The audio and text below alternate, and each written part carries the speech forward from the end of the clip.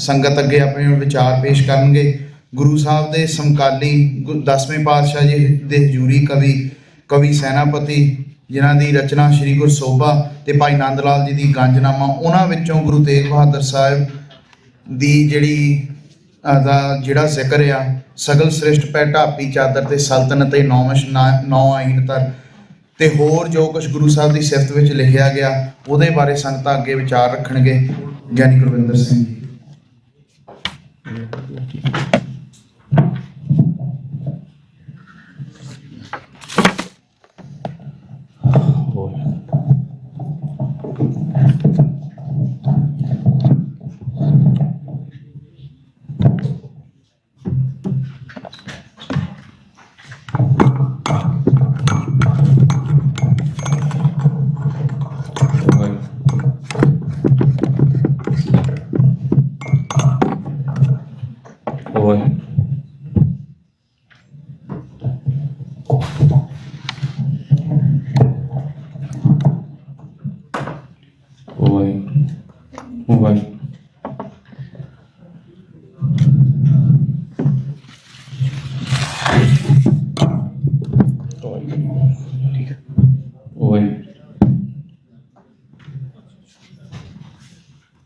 परम सत्कारयोग गुरु रूप गुरु प्यारी गुरु सवारी साध संगत जी, चढ़ती कला विच फतेह बुलाओ। आखो जी वाहिगुरु जी का खालसा वाहिगुरु जी की फतेह। नौवें पातशाह साहिब श्री गुरु तेग बहादुर महाराज मनुखी हकों के राखे, जिन्हां दी ये लसानी 350 साला शहीदी शताब्दी पुरब नूं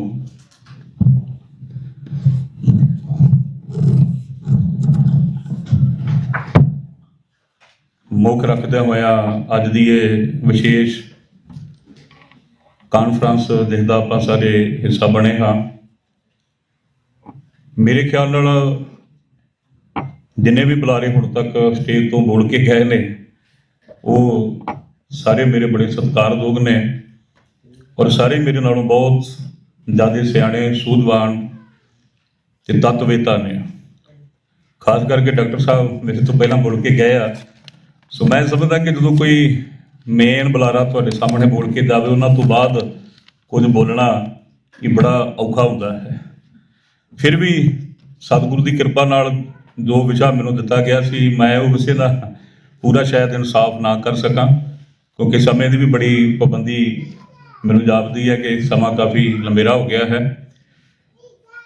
सो विशा सी कि गुरु तेग बहादुर महाराज की इस लसानी शहादत के संबंध विच जो साडे पुरातन स्रोत ने जिन्हां विचों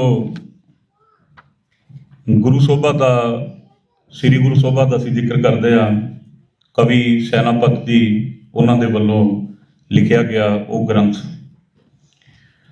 दो गल्लां स्टेज दे तो लगभग पहला भी कई जा चुकियां ने, वार वार उन्होंने गल्लां नूं आपां रिपीट नहीं करने चाहते, पर मैं बहुता वक्त ना लैके सिर्फ वो दो गल्लां ही तुहाडे सामने जिहड़ियां वो रखणियां चाहुंदा।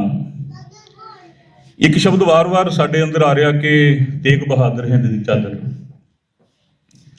साडे विच वैसे भी बड़ी एक रवायत चली आउंदी है कि असीं बहुती वारी कोई एक शब्द लैके जां एक पंक्ति लैके असीं उहदा सारा सिट्टा कढ लैंदे हैगे। ये रवायत है साडी। तेग बहादुर हिंद दी चादर शब्द किस संकल्प विच किस लहजे विच कहा गया, क्यों कहा गया, शायद ये भी सानूं वेख लेना चाहिए है सी भी इहदे हालात की बने हैं। किसने कहे ने शब्द प्रचलित होए ने, कोई कारण होएगा। सो उहदे वास्ते सानू देखना पेगा इतिहास दे विच, खास करके उस समय के हालात जिन्हां हालातां दे विचों ये शब्द सामने आउंदे हैगे ने।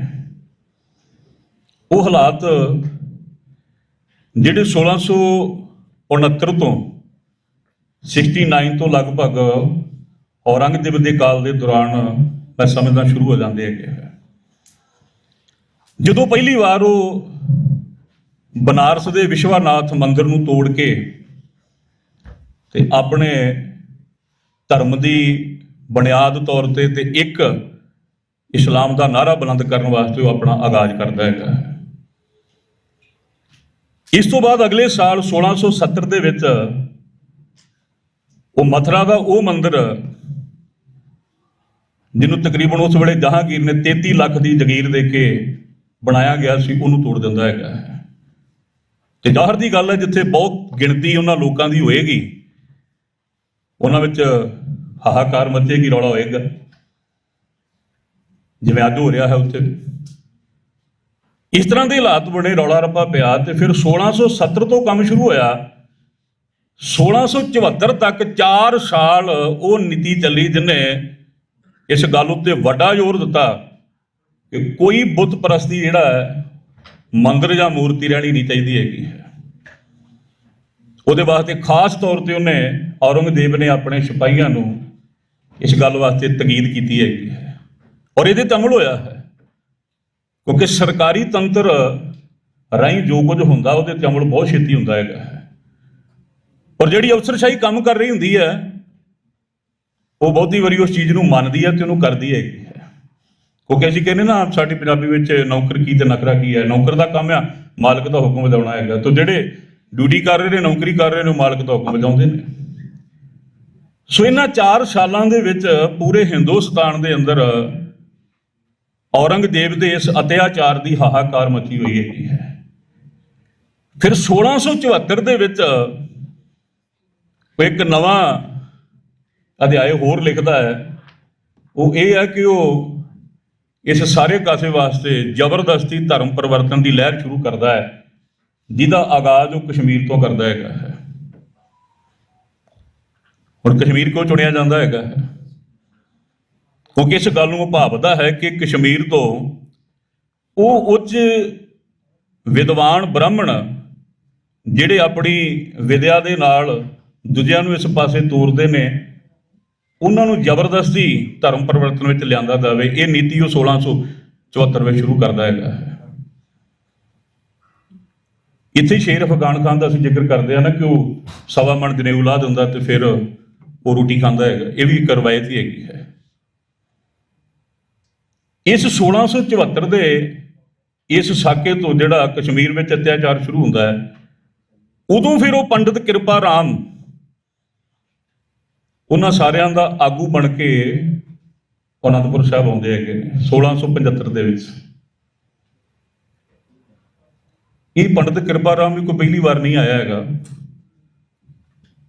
ਇਹ ਗੁਰੂ ਨਾਨਕ ਸਾਹਿਬ ਮਹਾਰਾਜ ਦੇ ਘਰ ਨੂੰ ਬੜੇ ਨੇੜੇ ਤੋਂ ਜਾਣਦਾ ਹੈਗਾ।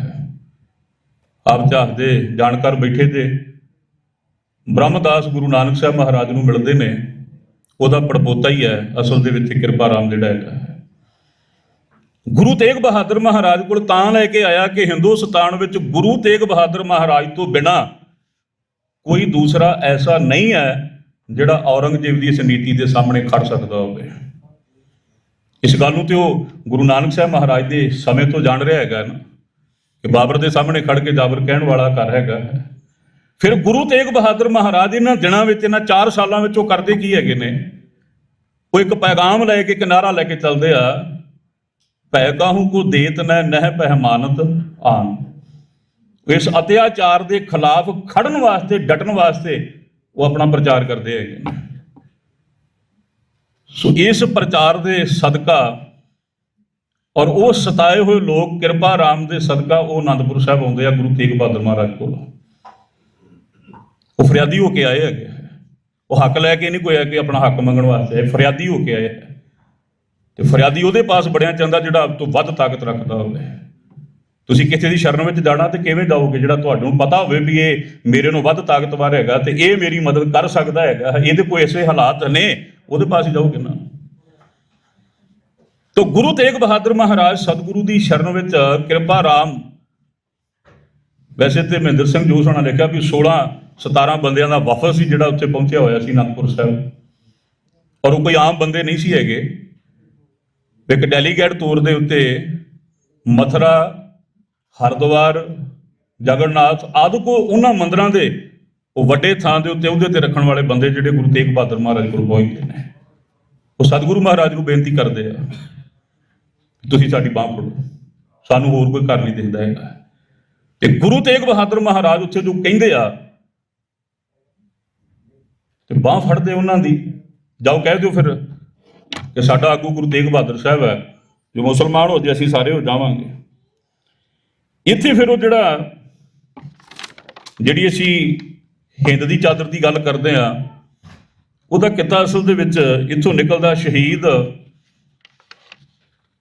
ਬਿਲਾਸ ਭਾਈ ਮਣੀ ਸਿੰਘ ਦੀ ਜਿਹੜੀ ਕਿਰਤ ਸੇਵਾ ਸਿੰਘ ਦੀ, ਉਹਦੇ ਵਿੱਚ ਸਵਈਆ ਜਾਂ ਦੋਹਰਾ ਚੌਪੀ ਦੇ ਰੂਪ ਵਿੱਚ ਦਰਜ ਹੈਗਾ, ਉਹ ਸਾਰੀ ਸਾਨੂੰ ਪੜ੍ਹਨੀ ਪਏਗੀ, ਕਿਉਂਕਿ ਕਵੀ ਦੇ ਮਨ ਦਾ ਖਿਆਲ ਹੈ ਕਿ ਉਹਨੇ ਗੁਰੂ ਤੇਗ ਬਹਾਦਰ ਮਹਾਰਾਜ ਵਾਸਤੇ ਸ਼ਬਦ ਆਪਣੇ ਕੋਲੋਂ ਵਰਤੇ ਨੇ, ਇਹ ਕੋਈ ਉਹ ਹੋਰ ਨਹੀਂ ਲਾ ਰਿਹਾ ਹੈਗਾ। ਉਹ ਕਹਿੰਦਾ, ਹਿੰਦ ਵਿਖੇ ਅੰਧ ਘੋਰ ਮਚਿਓ ਜਬ, ਸਾਧੂ ਸੰਤ ਨੇ ਦੇਖਤ ਪਾਵਤ।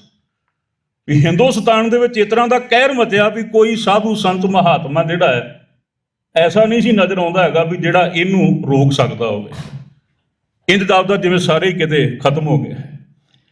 ਧਰਮ ਕੀ ਥਾਂ ਅਧਰਮ ਹੋਵੇ, ਨੈ ਰਛਕ ਗਊ ਗਰੀਬ ਦਿਖਾਵਤ। ਧਰਮ ਦੀ ਥਾਂ ਨੇ, ਥਾਂ ਦੇ ਉੱਤੇ ਅਧਰਮ ਆ ਚੁੱਕਾ ਹੈਗਾ ਸੀ, ਆਪੋ ਤਾਪੀ ਪਈ ਹੋਈ ਹੈਗੀ ਸੀ। ਜ਼ੋਰ ਜ਼ੁਲਮ ਗਊ ਗਰੀਬ ਦੀ ਰੱਖਿਆ ਕਰਨ ਵਾਲਾ ਕੋਈ ਨਹੀਂ ਸੀ ਹੈਗਾ। ਫਿਰ ਅੱਗੇ ਤੀਜੀ ਥਾਂ ਤੇ ਉਹ ਕਹਿੰਦਾ ਹੈ, ਤਬ ਤੇਗ ਬਹਾਦਰ ਹਿੰਦ ਕੀ ਚਾਦਰ, ਥੈ ਚੱਕ ਨਾਨਕੀ ਬੀਜ ਬਹਾਵਤ। ਉਹ ਸਿਰਫ ਇਹ ਦੱਸਦਾ ਕਿ ਉਸ ਵਕਤ ਗੁਰੂ ਤੇਗ ਬਹਾਦਰ ਹਿੰਦ ਦੀ ਚਾਦਰ, ਇਹ ਸਿਰਫ ਉਹਨੇ, ਜਿਵੇਂ ਕਵੀ ਦੇ ਮਨ ਦਾ ਖਿਆਲ ਹੁੰਦਾ ਕਿ ਤੇਗ ਬਹਾਦਰ ਹਿੰਦ ਦੀ ਚਾਦਰ, ਇੱਕ ਪੰਕਤੀ ਨੂੰ ਉਹਨੇ ਜੋੜਿਆ ਹੋਇਆ ਹੈਗਾ, ਪਰ ਇਹ ਪ੍ਰਚਲਿਤ ਹੋ ਗਈ। ਅਸੀਂ ਸਿਰਫ ਇੰਨੀ ਹੀ ਪੰਕਤੀ ਨੂੰ ਲੈ ਲਿਆ, ਹਾਲਾਤ ਕਿਸ ਤਰ੍ਹਾਂ ਦੇ ਨੇ ਉਹਨੂੰ ਅਸੀਂ ਦੇਖਿਆ ਨਹੀਂ ਹੈਗਾ। ਕਿਉਂ ਕਹਿ ਰਿਹਾ, ਤਬ ਤੇਗ ਬਹਾਦਰ ਹਿੰਦ ਕੀ ਚਾਦਰ, ਥੇ ਚੱਕ ਨਾਨਕੀ ਬੀਚ ਬਤਾਵਤ, ਸੇਵਾ ਕਰੀ ਇਸ ਘੋਰ ਕਲੂ ਮੈਂ, ਗੁਰੂ ਜੰਜੂ ਕੀ ਲਾਜ ਰਖਾਵਤ। ਉਹ ਕਹਿੰਦਾ ਗੁਰੂ ਤੇਗ ਬਹਾਦਰ ਮਹਾਰਾਜ ਸਤਿਗੁਰੂ ਨੇ ਫਿਰ ਇਹ ਸੇਵਾ ਕੀਤੀ ਆ। ਉਹ ਜਿਹੜੇ ਦਖਿਆਰੇ ਬਣ ਕੇ ਆਏ ਨੇ, ਲੋੜਵੰਦ ਬਣ ਕੇ ਆਏ ਨੇ, ਉਹਨਾਂ ਦੀ ਬਾਹ ਨੂੰ ਗੁਰੂ ਤੇਗ ਬਹਾਦਰ ਮਹਾਰਾਜ ਨੇ ਫੜ ਲਿਆ। ਜਿਹਨੂੰ ਚਾਂਦ ਭੱਟ ਨੇ ਵੀ ਲਿਖਿਆ ਨਾ, ਚਿਤ ਚਰਨ ਕਮਲ ਕਾ ਆਸਰਾ, ਚਿਤ ਚਰਨ ਕਮਲ ਸੰਗ ਜੋੜੀਏ, ਮਨ ਲੋਚੇ ਬਰਿਆਈਆਂ ਗੁਰ ਸ਼ਬਦੀਏ ਮਨ ਹੋੜੀਏ। ਤੇਗ ਬਹਾਦਰ ਬੋਲਿਆ, ਧਰ ਪਈਏ ਧਰਮ ਨਾ ਛੋੜੀਏ, ਬਾਹ ਜਿਨ੍ਹਾਂ ਦੀ ਪਕੜੀ ਹੈ ਸਿਰ ਦੀਦਾ ਬਾਹ ਨਾ ਛੋੜੀਏ। ਇਹ ਸ਼ਹੀਦ ਬਿਲਾਸ ਭਾਈ ਮਣੀ ਸਿੰਘ ਦੀ ਕਿਰਤ ਦੇ ਵਿੱਚੋਂ ਹੈਗਾ। ਹੁਣ ਦੂਸਰਾ, ਜਿਹੜੀ ਪੰਕਤੀ ਸਗਲ ਸਿੱਟ ਪੈ ਅਸੀਂ ਚਾਦਰ ਦੀ ਗੱਲ ਕਰਦੇ ਹੈਗੇ, ਇਹ ਗੁਰੂ ਸੋਭਾ ਕਵੀ ਸੈਨਾਪਤ ਜੀ ਦਾ ਲਿਖਿਆ ਹੋਇਆ ਉਹ ਗ੍ਰੰਥ ਹੈਗਾ। ਸਭ ਤੋਂ ਪਹਿਲਾਂ ਜਿਹਦਾ ਜ਼ਿਕਰ ਜਿਹੜਾ ਹੈ, ਜੇ ਗੁਰੂ ਸੋਭਾ ਦਾ ਆਇਆ ਤੇ ਬਾਬਾ ਸ਼ਮੀਰ ਸਿੰਘ ਹੋਰਾਂ ਨੇ ਗੁਰੂ ਬਿਲਾਸ ਭਾਈ ਸ਼ਾਹੀ 10ਵੀਂ ਦੇ ਵਿੱਚ ਜਿਹੜਾ ਹੈ ਇਹਦਾ ਜ਼ਿਕਰ ਕੀਤਾ ਹੈਗਾ, ਸੈਨਾ ਸਿੰਘ ਕਹੀ ਗੁਰੂ ਸੋਭਾ। ਭਾਈ ਕਾਹਨ ਸਿੰਘ ਨਾਭਾ ਮਹਾਨ ਕੋਸ਼ ਦੇ ਵਿੱਚ ਗੁਰੂ ਸੋਭਾ ਦੇ ਬਾਰੇ ਉਹ ਲਿਖਦੇ ਆ ਕਿ ਕਵੀ ਸੈਨਾਪਤ ਜਿਹੜਾ ਹੈ ਉਹ ਗੁਰੂ ਗੋਬਿੰਦ ਸਿੰਘ ਮਹਾਰਾਜ ਜੀ ਦੇ ਦਰਬਾਰੀ ਕਵੀ ਤੇ ਲਿਖਾਰੀ ਵੀ ਸਨ। 52 ਕਵੀਆਂ ਦੇ ਵਿੱਚ ਜਿਹੜੀ ਉਹਨਾਂ ਨੇ ਉਹ ਗਿਣਤੀ ਕੀਤੀ ਹੋਈ ਹੈ। ਕੌਣ ਸੀ ਇਹ ਸੈਨਾਪਤੀ? ਕਵੀ ਸੈਨਾਪਤ ਕੌਣ? ਪਿਛੋਕੜ ਕੀ ਹੈਗਾ ਇਹਦਾ? ਜਦੋਂ ਇਸ ਸੰਦਰਭ ਵਿੱਚ ਤੁਸੀਂ ਵੇਖੋਗੇ ਤਾਂ ਇਹਨਾਂ ਦੇ ਬਾਬਤ ਤੇ ਲਿਖਿਆ ਮਿਲਦਾ ਹੈ ਕਿ ਇਹਨਾਂ ਦਾ ਅਸਲ ਨਾਮ ਜਿਹੜਾ ਚੰਦਰ ਸੈਨ ਸੀ। ਇਹਦੇ ਪਿਛੋਕੜ ਇਹਨਾਂ ਦਾ ਲਾਹੌਰ ਦੇ ਨਾਲ ਜਿਹੜਾ ਹੈ ਉਹ ਜੁੜਦਾ ਹੈ। ਇਹਨਾਂ ਦੇ ਪਿਤਾ ਜਿਹੜੇ ਆ ਬਾਲ ਚੰਦ ਮਾਨ, ਪਿਓ ਦਾਦੇ ਲਾਹੌਰ ਦੇ ਰਹਿਣ ਵਾਲੇ ਸੀ। ਵੈਸੇ ਉਹਨਾਂ ਨੇ ਮਾਨ ਗੋਤ ਦਾ ਜੱਟ ਲਿਖਿਆ ਹੋਇਆ ਇਹਨਾਂ ਨੂੰ। ਇਹ ਗੁਰੂ ਗੋਬਿੰਦ ਸਿੰਘ ਮਹਾਰਾਜ ਸਤਿਗੁਰੂ ਦੇ ਦਰਬਾਰੀ ਕਵੀ, ਇਹਨਾਂ ਦਾ ਗੁਰੂ ਵਿਦਿਆ ਜਿਹੜਾ ਸੀ, ਵਿਦਿਆ ਦੇਣ ਵਾਲਾ ਦੇਵੀ ਦਾਸ ਚੰਦਨ, ਉਹਨਾਂ ਨੇ ਇਹਨਾਂ ਨੂੰ ਇਸ ਕਲਾ ਵਿੱਚ ਨਿਪੁੰਨ ਕਰਕੇ ਤੇ ਅਨੰਦਪੁਰ ਸਾਹਿਬ ਉਹਨਾਂ ਨੇ ਛੱਡਿਆ ਸੀ। ਇਹ ਮਹਾਰਾਜ ਸੱਚੇ ਪਾਤਸ਼ਾਹ ਦੇ ਕੋਲ ਰਿਹਾ। ਹੁਣ ਜਦੋਂ ਇਹ ਗੁਰੂ ਸਾਹਿਬ ਦੀ ਸਿਫਤ ਲਿਖਦੇ ਆ ਨਾ, ਤੁਸੀਂ ਇਹਨਾਂ ਸਾਰਿਆਂ ਨੂੰ ਜਦੋਂ ਆਪਾਂ ਸਾਰੇ ਵਾਚਦੇ ਆ ਤੇ ਇਕੱਲੇ ਗੁਰੂ ਤੇਗ ਬਹਾਦਰ ਸਾਹਿਬ ਦੀ ਸਿਫਤ ਨਹੀਂ ਹੈ। ਇਹ ਇੱਕ ਕਵੀ ਇਸ ਤਰ੍ਹਾਂ ਚੱਲਦਾ, ਗੁਰੂ ਨਾਨਕ, ਗੁਰੂ ਅੰਗਦ ਸਾਹਿਬ, ਗੁਰੂ ਅਮਰਦਾਸ, ਗੁਰੂ ਰਾਮਦਾਸ ਤੋਂ ਕਰਦਿਆਂ ਜਿਵੇਂ ਅਸੀਂ ਅਰਦਾਸ ਪੜ੍ਹਦੇ ਆ ਨਾ ਕਿ ਪ੍ਰਥਮ ਭਗਉਤੀ ਸਿਮਰ ਕੇ ਗੁਰੂ ਨਾਨਕ ਲਈ ਤੇ ਆਏ, ਫਿਰ ਅੰਗਦ ਗੁਰ ਤੇ ਅਮਰਦਾਸ, ਰਾਮਦਾਸੇ ਹੋਈ ਸਹਾਈ, ਅਰਦਨ ਹਾਰ ਗੋਬਿੰਦ ਨੂੰ, ਇੱਕ ਲੜੀ ਚੱਲਦੀ ਹੈ। ਇਸੇ ਤਰ੍ਹਾਂ ਗੁਰੂ ਸੋਭਾ ਦੇ ਵਿੱਚ ਵੀ ਇਸੇ ਤਰ੍ਹਾਂ ਗੁਰੂ ਨਾਨਕ, ਗੁਰੂ ਅੰਗਦ ਸਾਹਿਬ ਤੋਂ ਕਰਦਿਆਂ ਤੇਗ ਬਹਾਦਰ ਸਾਹਿਬ ਤੋਂ ਜਦੋਂ ਆਉਂਦੇ ਨੇ ਫਿਰ ਉਹ ਕਹਿੰਦੇ ਨੇ, ਪ੍ਰਗਟ ਭੈ ਗੁਰੂ ਤੇਗ ਬਹਾਦਰ ਸਗਲ ਸਿੱਟ ਪੈ ਢਾਬੀ ਚਾਦਰ। ਹੁਣ ਇਹਨਾਂ ਦੋਵਾਂ ਕਵੀਆਂ ਦੇ ਮਨ ਦੇ ਖਿਆਲ ਹੈਗੇ ਨੇ। ਇੱਕ ਗੁਰੂ ਤੇਗ ਬਹਾਦਰ ਮਹਾਰਾਜ ਨੂੰ ਉਸ ਸਮੇਂ ਜਿਹੜੇ ਸਾਹਮਣੇ ਆ ਕੇ ਖੜੇ ਨੇ ਉਹ ਹਿੰਦੁਸਤਾਨ ਦੇ ਲੋਕ ਹੈਗੇ ਆ, ਹਿੰਦੁਸਤਾਨ ਦੀ ਧਰਤੀ ਤੇ ਹੈਗੇ ਨੇ। ਉਹ ਆਪਣੇ ਧਰਮ ਦੀ ਰੱਖਿਆ ਵਾਸਤੇ, ਬਚਾਉਣ ਵਾਸਤੇ ਗੁਰੂ ਸਾਹਿਬ ਕੋਲ ਆਏ ਹੈਗੇ ਨੇ। ਉਹਨੇ ਆਪਣੇ ਸ਼ਬਦਾਂ ਵਿੱਚ ਕਹਿ ਦਿੱਤਾ, ਆਪਣੀ ਨਜ਼ਰ ਵਿੱਚ ਉਹਨੇ, ਆਪਣੇ ਖਿਆਲਾਂ ਵਿੱਚ ਕਹਿ ਦਿੱਤਾ, ਗੁਰੂ ਤੇਗ ਬਹਾਦਰ ਸਾਹਿਬ ਨੇ ਉਹ ਹਿੰਦ ਦੀ ਚਾਦਰ ਨੇ। ਪਰ ਜਦੋਂ ਗੁਰੂ ਸੋਭਾ ਦਾ ਕਵੀ ਸੈਨਾਪਤ ਲਿਖਦਾ ਹੈ, ਉਹ ਗੁਰੂ ਦੀ ਉਪਮਾ ਵਡਿਆਈ ਵੱਡੀ ਕਰਦਾ ਹੈਗਾ, ਕਹਿੰਦਾ ਵੀ ਹਿੰਦ ਦੀ ਚਾਦਰ ਨਹੀਂ ਹੈ, ਉਹ ਤਾਂ ਸਗਲ ਸਿੱਟ ਪੈ ਢਾਬੀ ਚਾਦਰ ਹੈਗਾ, ਵੀ ਉਹਨਾਂ ਨੇ ਤੇ ਸਾਰਿਆਂ ਦੀ ਰੱਖਿਆ ਕਰ ਦਿੱਤੀ, ਉਹ ਸਗਲ ਸਿੱਟੀ ਦੀ ਚਾਦਰ ਹੈਗੇ ਨੇ। ਸੋ ਮੈਂ ਇਹਨਾਂ ਦੋਵਾਂ ਨੂੰ ਜੋ ਸਾਹਮਣੇ ਰੱਖਦਾ ਤੇ ਮੈਂ ਇਹ ਸਮਝਦਾ ਹੈ ਅਸਲ ਦੇ ਵਿੱਚ ਦੋਵੇਂ ਸਿੱਖ ਨੇ ਜਿਹੜੇ ਗੁਰੂ ਦੀ ਉਪਮਾ ਕਰਦੇ ਹੈਗੇ ਨੇ। ਅਸੀਂ ਗੁਰੂ ਦੀ ਵਡਿਆਈ ਕਿੰਨਾ ਸ਼ਬਦਾਂ ਨਾਲ ਵੀ ਕਰੀਏ, ਅਸੀਂ ਮੁਕੰਮਲ ਨਹੀਂ ਕਰ ਸਕਦੇ ਹੈਗੇ। ਇਸੇ ਤਰ੍ਹਾਂ ਹੀ ਆ ਕਿ ਜੇ ਅਸੀਂ ਕਹੀਏ ਜੀ ਰੱਬ ਬਹੁਤ ਵੱਡਾ ਹੈ, ਤੇ ਸਾਡੇ ਕਹਿਣ ਨਾਲ ਰੱਬ ਬਹੁਤਾ ਵੱਡਾ ਹੋ ਨਹੀਂ ਚੱਲਿਆ। ਜੇ ਅਸੀਂ ਸਾਰੇ ਰਲ ਕੇ ਕਹਿ ਦਈਏ ਵੀ ਉਹ ਬੜਾ ਛੋਟਾ ਹੈਗਾ, ਤੇ ਸਾਡੇ ਕਹਿਣ ਨਾਲ ਛੋਟਾ ਨਹੀਂ ਹੋ ਚੱਲਿਆ ਹੈਗਾ। ਗੁਰੂ ਦੀ ਵਡਿਆਈ ਨੂੰ ਕੋਈ ਰਤਾ ਫਰਕ ਨਹੀਂ ਪੈਣਾ ਹੈਗਾ। ਪਰ ਇਸੇ ਸੰਦਰਭ ਵਿੱਚ ਅੱਗੇ ਚੱਲ ਕੇ ਅਸੀਂ ਵੇਖੀਏ, ਫਿਰ ਉਹ ਕਹਿੰਦੇ ਕਰਮ ਧਰਮ ਕੀ ਜਿਨ ਪਤ ਰਾਖੀ, ਅਟਲ ਕਰੀ ਕਲਯੁਗ ਮੈਂ ਸਾਖੀ। ਜਿਸ ਗੁਰੂ ਤੇਗ ਬਹਾਦਰ ਮਹਾਰਾਜ ਸਤਿਗੁਰੂ ਨੇ ਆਪਣੀ ਇਹ ਸ਼ਹਾਦਤ ਦੇ ਕਰਕੇ ਉਹਨਾਂ ਨੇ ਕਰਮ ਤੇ ਧਰਮ ਦੀ ਜਿਨ੍ਹਾਂ ਨੇ ਪੱਤ ਰੱਖ ਲਈ, ਇੱਜ਼ਤ ਰੱਖ ਲਈ ਹੈਗੀ, ਜਿਹੜੇ ਆਏ ਸੀ ਉਹਨਾਂ ਦੀ ਇੱਜ਼ਤ ਨੂੰ ਰੱਖ ਲਿਆ ਹੈਗਾ। ਅਟਲ ਕਰੀ ਕਲਯੁਗ, ਤੇ ਇਹ ਜਿਹੜੀ ਸਾਖੀ ਹੈ ਜਿਹੜੀ ਹੈ ਇਹ ਕਲਯੁਗ ਵਿੱਚ ਨਾ ਅਟਲ ਕਰ ਦਿੱਤੀ ਹੈਗੀ। ਅੱਜ ਤੱਕ ਕਿਤਨਾ ਨਹੀਂ ਹੋਇਆ ਹੈਗਾ। ਆਪਣੇ ਵਾਸਤੇ ਤੇ ਹਰ ਬੰਦਾ ਮਰ ਹੀ ਜਾਂਦਾ ਹੈਗਾ, ਕਈ ਵਾਰੀ ਕਿਸੇ ਦੂਜੇ ਦੇ ਵਾਸਤੇ ਮਰਨਾ ਬੜਾ ਔਖਾ ਹੈਗਾ। ਔਰ ਖਾਸ ਕਰਕੇ ਉਹਨਾਂ ਲਈ ਜਿਨ੍ਹਾਂ ਦੇ ਚਿੰਨ੍ਹਾਂ ਨਾਲ ਵੀ ਤੁਹਾਨੂੰ ਕੋਈ ਸੰਬੰਧ ਨਾ ਤੁਹਾਡਾ ਆਪਣਾ ਹੋਵੇ, ਤੇ ਤੁਸੀਂ ਉਹਨਾਂ ਲਈ ਆਪਣਾ ਆਪ ਕਰ ਦਿਓ। ਛੋਟੀ ਕੁਰਬਾਨੀ ਥੋੜੀ ਹੈਗੀ ਹੈ, ਇਹ ਬਹੁਤ ਵੱਡੀ ਕੁਰਬਾਨੀ ਹੈਗੀ ਉਸ ਵੇਲੇ ਦੀ। ਕਿਸੇ ਦੇ ਵਾਸਤੇ ਤੁਸੀਂ ਕਰ ਰਹੇ ਹੈਗੇ ਨੇ, ਔਰ ਉਹਨਾਂ ਵਾਸਤੇ ਕਰ ਰਹੇ ਜਿਹੜੇ ਦੁਖਿਆਰੇ ਬਣ ਕੇ ਆਏ ਹੈਗੇ ਨੇ, ਜਿਹੜੇ ਲੋੜਵੰਦ ਬਣ ਕੇ ਆਏ ਹੈਗੇ ਨੇ।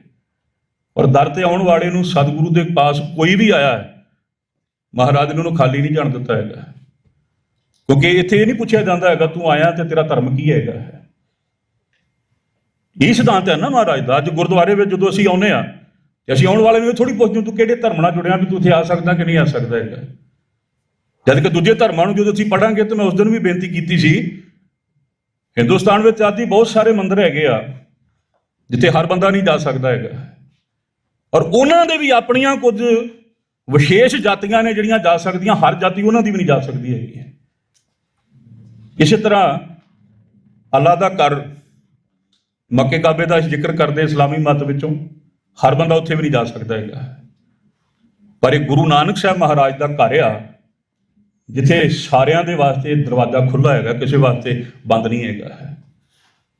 ਇੱਥੇ ਆਉਣ ਵਾਲੇ ਨੂੰ ਇਹ ਪੁੱਛ ਕੇ ਰੋਕ ਨਹੀਂ ਲਾਈ ਜਾਂਦੀ ਹੈਗੀ ਤੂੰ ਕਿਹੜੇ ਧਰਮ ਦਾ, ਤੂੰ ਕਿਉਂ ਆਇਆ ਹੈਗਾ। ਇੱਥੇ ਆਉਣ ਵਾਲੇ ਨੂੰ ਜਿੱਥੇ ਸੰਗਤ ਮਿਲਦੀ ਉੱਥੇ ਪੰਗਤ ਮਿਲਦੀ ਹੈਗੀ, ਉਹਦੀ ਲੋੜ ਪੂਰੀ ਹੁੰਦੀ ਹੈਗੀ। ਇਹ ਗੁਰੂ ਨਾਨਕ ਸਾਹਿਬ ਮਹਾਰਾਜ ਦਾ ਸਿਧਾਂਤ ਹੈ, ਜਿਹਨੂੰ ਗੁਰੂ ਤੇਗ ਬਹਾਦਰ ਸਾਹਿਬ ਅੱਗੇ ਲੈ ਕੇ ਚੱਲ ਰਹੇ ਹੈਗੇ ਨੇ।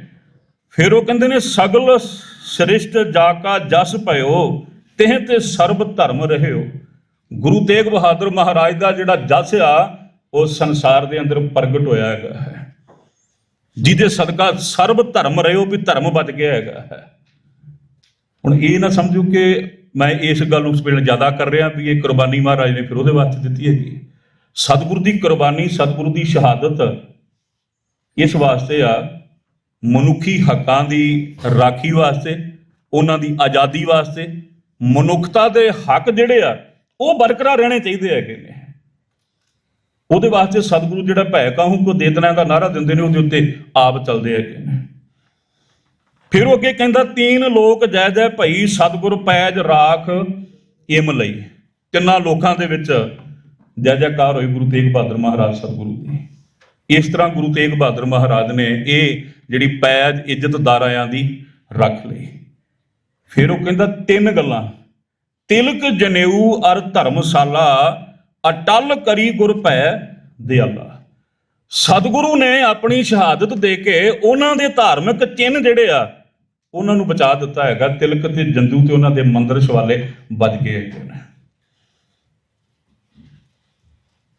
ਜੇ ਕਿ ਹੁਣ ਗੁਰੂ ਗੋਬਿੰਦ ਸਿੰਘ ਮਹਾਰਾਜ ਸਤਿਗੁਰੂ ਦੀ ਬਚਿੱਤਰ ਨਾਟਕ ਦੀ ਬਾਣੀ ਨੂੰ ਅਸੀਂ ਪੜ੍ਹਦੇ ਹਾਂ, ਉਹਦੇ ਅੰਦਰ ਮਹਾਰਾਜ ਫਿਰ ਕਹਿੰਦੇ ਨੇ ਤਿਲਕ ਜੰਦੂ ਰਾਖਾ ਪ੍ਰਭ ਥਾਂਕਾ। ਮੇਰੇ ਤੋਂ ਪਹਿਲਾਂ ਬੜੀ ਵਾਰੀ ਆਪਾਂ ਇਹ ਸ਼ਬਦ ਪੜ੍ਹ ਲਿਆ ਹੈਗਾ। ਮੇਰੇ ਕਹਿਣ ਤੋਂ ਭਾਵ ਸਿਰਫ ਇੱਥੇ ਇੰਨਾ ਕੁ ਹੈ ਕਿ ਗੁਰੂ ਤੇਗ ਬਹਾਦਰ ਮਹਾਰਾਜ ਦੀ ਸ਼ਹਾਦਤ ਨੂੰ ਇਸ ਤਰੀਕੇ ਦੇ ਨਾਲ ਸੰਸਾਰ ਦੇ ਸਾਹਮਣੇ ਰੱਖਣਾ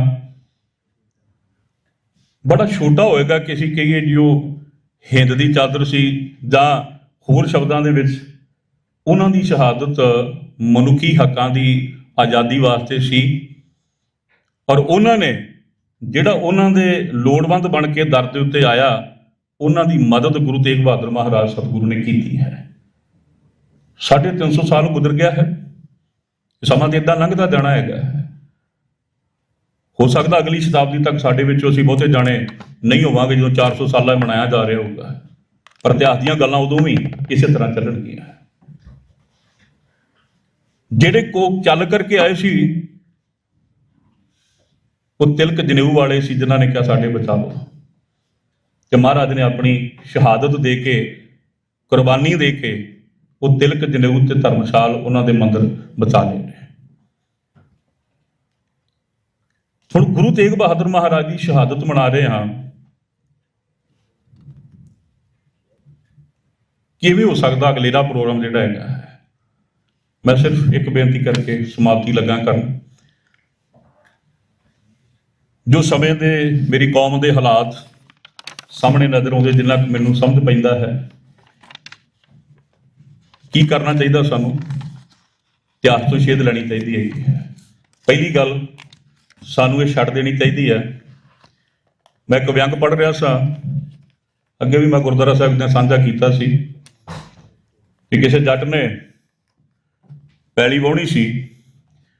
ਆਮ ਕਰਕੇ ਤੇ ਆ ਵੀ ਦੋ ਜਿਹੜੇ ਆਪਣੇ ਸੰਡੇ ਹੁੰਦੇ ਆ ਨਾ, ਉਹ ਇਕੱਠੇ ਨਹੀਂ ਰੱਖੀਦੇ ਹੈਗੇ। ਔਰ ਵਿਅੰਗ ਵਾਲੇ ਨੇ ਲਿਖਿਆ, ਸ਼ਾਇਦ ਸਾਡੀ ਸਮਝ ਵਾਸਤੇ ਹੋਏਗਾ, ਉਹਨੇ ਦੋਵੇਂ ਹੀ ਸੰਡੇ ਜਿਹੜੇ ਆ ਉਹ ਜੋਲ ਹੈ, ਤੇ ਪੈਲੀ ਵਾਹੁਣ ਲੱਗਾ ਸੀ ਤੇ ਸੰਡਿਆਂ ਦੀ ਖੌਰ ਬੜੀ ਹੁੰਦੀ ਹੈ। ਇੱਕ ਦੂਜੇ ਦੇ ਨਾਲ ਦੋਵਾਂ ਨੇ ਸਿੰਘ ਫਸਾ ਲਏ।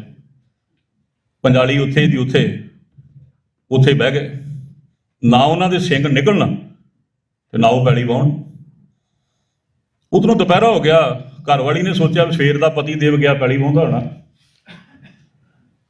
ਉਹ ਜਦੋਂ ਰੋਟੀ ਲੈ ਕੇ ਆਈ ਤੇ ਉਹਨੇ ਵੇਖਿਆ ਵੀ ਪੈਲੀ ਤੇ ਇੱਕ ਫਰਲਾਂਗ ਵੀ ਕਿਤੇ ਜਿਹੜਾ ਹਲ ਨਹੀਂ ਵਾਹਿਆ ਹੈਗਾ।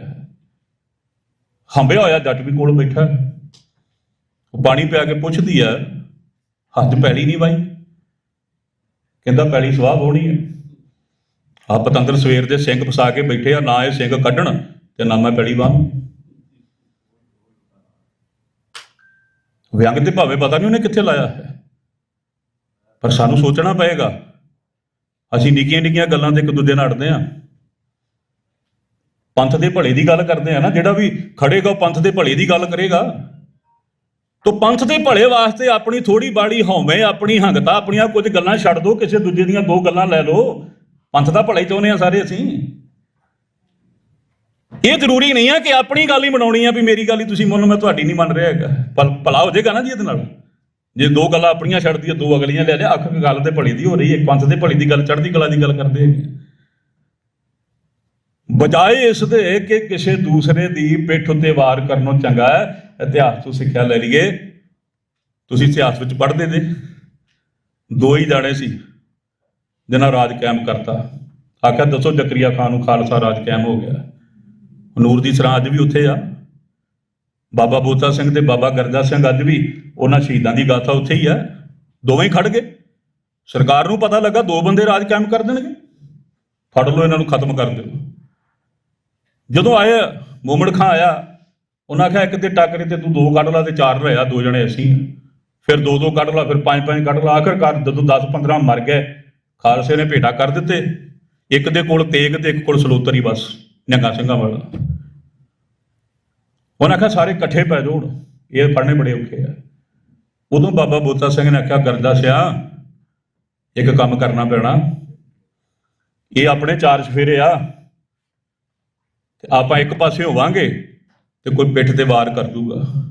ਗਰਜਾ ਸਿਆ ਆ ਜਾ, ਹੁਣ ਲੋੜ ਹੈ ਪਿੱਠਾਂ ਜੋੜ ਲਈਏ।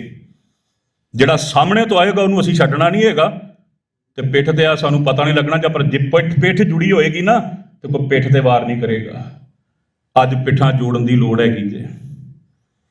ਅੱਜ ਪਿੱਠ ਤੇ ਵਾਰ ਕਰਨ ਦੀ ਲੋੜ ਨਹੀਂ, ਕਿਸੇ ਦੀਆਂ ਲੱਤਾਂ ਖਿੱਚਣ ਦੀ ਲੋੜ ਨਹੀਂ ਹੈਗੀ ਹੈ। ਕੋਈ ਪੰਥ ਦੀ ਗੱਲ ਕਰ ਰਿਹਾ, ਭਲੇ ਦੀ ਗੱਲ ਕਰ ਰਿਹਾ, ਉਹਦੇ ਨਾਲ ਖੜ ਜਾਓ, ਬਜਾਏ ਇਸ ਦੀ ਕਿ ਮੈਂ ਉਹਦੀ ਮੁਖਾਲਫਤ ਹੀ ਇੰਨੀ ਕੁ ਕਰ ਦੇਵਾਂ ਵੀ ਇਹ ਕਿਉਂ ਕਰ ਰਿਹਾ ਹੈਗਾ। ਡਾਕਟਰ ਸਾਹਿਬ ਠੀਕ ਹੈ ਗਿਆ, ਆਪੋ ਆਪਣਾ ਯੋਗਦਾਨ ਹੈ ਸਾਰਿਆਂ ਦਾ। ਅਨੰਦਪੁਰ ਸਾਹਿਬ ਭਾਈ ਨੰਦ ਲਾਲ ਜੀ ਕਲਮਣਾ ਯੋਗਦਾਨ ਪਾ ਰਹੇ ਹੈਗੇ ਨੇ, ਬਚਿੱਤਰ ਸਿੰਘ ਨਾਗਣੀ ਫੜ ਕੇ ਯੋਗਦਾਨ ਪਾ ਰਿਹਾ ਹੈਗਾ, ਭਾਈ ਕਨਈਆ ਪਾਣੀ ਪਿਆ ਕੇ ਯੋਗਦਾਨ ਪਾ ਰਿਹਾ। ਪੰਥ ਦੀ ਗੱਲ ਹੋ ਰਹੀ ਆ ਨਾ, ਤੋ ਇਹ ਸਿੱਖਿਆ ਕੇਵਲ ਸਾਖੀਆਂ ਸੁਣਾਉਣ ਵਾਸਤੇ ਨਹੀਂ ਹੈ ਜਾਂ ਸੁਣਨ ਵਾਸਤੇ ਨਹੀਂ ਹੈਗੀਆਂ, ਇਹਨੂੰ ਜੀਵਨ ਦੇ ਅਮਲੀ ਜਾਮੇ ਵਿੱਚ ਲਿਆਉਣ ਵਾਸਤੇ ਹੈਗੀਆਂ ਨੇ ਵੀ ਅਸੀਂ ਲੈ ਕੇ ਵੀ ਆਈਏ। ਅਸੀਂ ਪਿੱਠਾਂ ਜੋੜ ਕੇ ਖੜੇ ਹਾਂ ਕਿ ਜਾਂ ਬੋਤਾ ਸਿੰਘ ਗਰਜਾ ਸਿੰਘ ਦੀ ਸਾਖੀ ਕਹਾਣੀ ਸੁਣ ਕੇ ਬਸ ਅਸੀਂ ਸੁਣ ਲੈਂਦੇ ਹਾਂ ਵੀ ਖਾਲਸੇ ਨੇ ਪਿੱਠਾਂ ਜੋੜੀਆਂ ਸੀ, ਸਾਨੂੰ ਜੋੜਨੀਆਂ ਪੈਣੀਆਂ ਨੇ।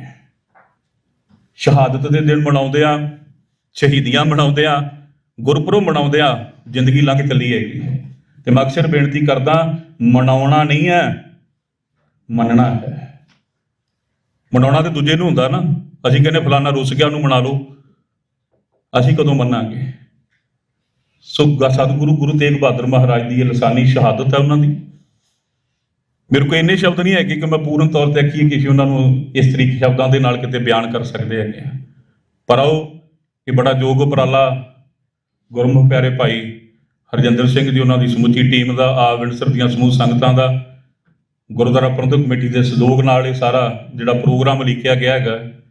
ਭਾਵੇਂ ਆਪ ਬੜੀ ਥੋੜੀ ਗਿਣਤੀ ਵਿੱਚ ਆਪਾਂ ਪਹੁੰਚੇ ਹਾਂ, ਮੈਂ ਕਹਿ ਸਕਦਾ ਮਹਾਰਾਜ ਸਤਿਗੁਰੂ ਨੂੰ ਕਿਤੇ ਉਹਨਾਂ ਦੇ ਇਤਿਹਾਸ ਨੂੰ ਪੜ੍ਹਨ ਲਈ ਸੁਣਨ ਵਾਸਤੇ ਬੈਠੇ ਤਾਂ ਹੈ।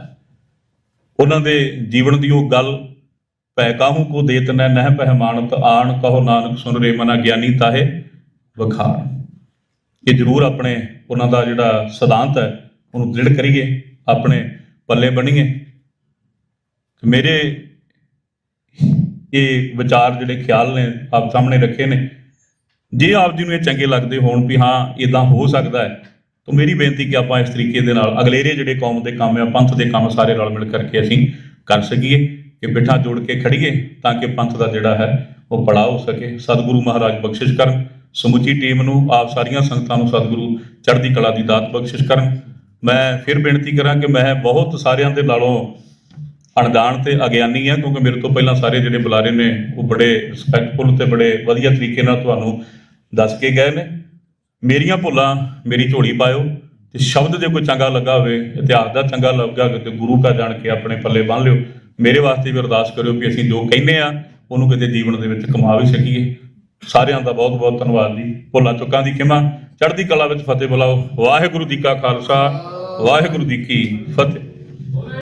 ਹਾਂਜੀ, ਤਾਂ ਜਿੱਦਾਂ ਗਿਆਨੀ ਜੀ ਨੇ ਕਿਹਾ ਕਿ ਉਹ ਗਿਆਨੀ ਜੀ ਦਾ ਵੀ ਸਨਮਾਨ ਆਪਾਂ ਕਰਨਾ, ਕਿਉਂਕਿ ਇਹਨਾਂ ਨੂੰ ਵੀ ਆਪਣਾ ਉਚੇਚੇ ਤੌਰ ਤੇ ਆਪਾਂ ਟੌਪਿਕ ਦੇ ਕੇ ਸੱਦਿਆ, ਪਰ ਸਮੇਂ ਦੀ ਸੀਮਤ ਕਰਕੇ ਆਪਾਂ ਹੁਣ ਅੱਧੇ ਘੰਟੇ ਦੇ ਵਿੱਚ ਸਾਰਾ ਪ੍ਰੋਗਰਾਮ ਸਮਾਪਤ ਕਰਨਾ, ਤਾਂ ਕਿ ਆਪਾਂ ਸਾਰੇ, ਕਿਉਂਕਿ ਸਵੇਰ ਦੀ ਸੰਗਤ ਤੇ ਮੈਂ ਸੰਗਤ ਨੂੰ ਵੀ ਬਹੁਤ ਕ੍ਰੈਡਿਟ ਦੇਣਾ ਚਾਹੁੰਦਾ ਕਿ ਤੁਸੀਂ ਅੱਜ ਦਾ ਦਿਨ ਜਿਹੜਾ ਗੁਰੂ ਤੇਗ ਬਹਾਦਰ ਸਾਹਿਬ ਦੇ ਇਤਿਹਾਸ ਤੇ ਗੁਰੂ ਸਾਹਿਬ ਦੀ ਸ਼ੋਭਾ ਤੇ ਨਾਲ ਪੰਥ ਦੇ ਜਿਹੜੇ ਅਗਲੇਰੇ ਰਾਹ ਆ ਉਹਨਾਂ ਨੂੰ ਰੁਸ਼ਨਾਉਣ ਲਈ ਤੇ ਰਿਫਲੈਕਸ਼ਨ ਕਰਨ ਲਈ ਆਪਣਾ ਸਮਾਂ ਕੱਢਿਆ।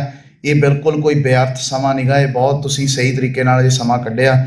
ਸੋ ਗਿਆਨੀ ਜੀ ਦੇ ਸਨਮਾਨ ਲਈ ਗੁਰਦੁਆਰਾ ਸਾਹਿਬ ਦੇ ਸੇਵਾਦਾਰ ਭਾਈ ਸਿਮਰਨਜੋਤ ਸਿੰਘ, ਭਾਈ ਕੁਲਵਿੰਦਰ ਸਿੰਘ ਕੰਗ, ਭਾਈ ਜਗਜੀਤ ਸਿੰਘ ਸਰਕਾਰੀਆ, ਭਾਈ ਜਸਵਿੰਦਰ ਸਿੰਘ ਗਰਚਾ, ਦਰਸ਼ਨ ਸਿੰਘ ਥਿੰਡ ਅੰਕਲ ਜੀ ਤੇ ਗਿਆਨੀ ਭਾਈ ਜੀਵਾ ਸਿੰਘ ਤੇ ਡਾਕਟਰ ਅਮਰਜੀਤ ਸਿੰਘ ਅੱਗੇ ਆ ਜਾਣ ਤਾਂ ਕਿ ਆਪਾਂ ਗਿਆਨੀ ਜੀ ਦਾ ਸਨਮਾਨ ਕਰ ਸਕੀਏ।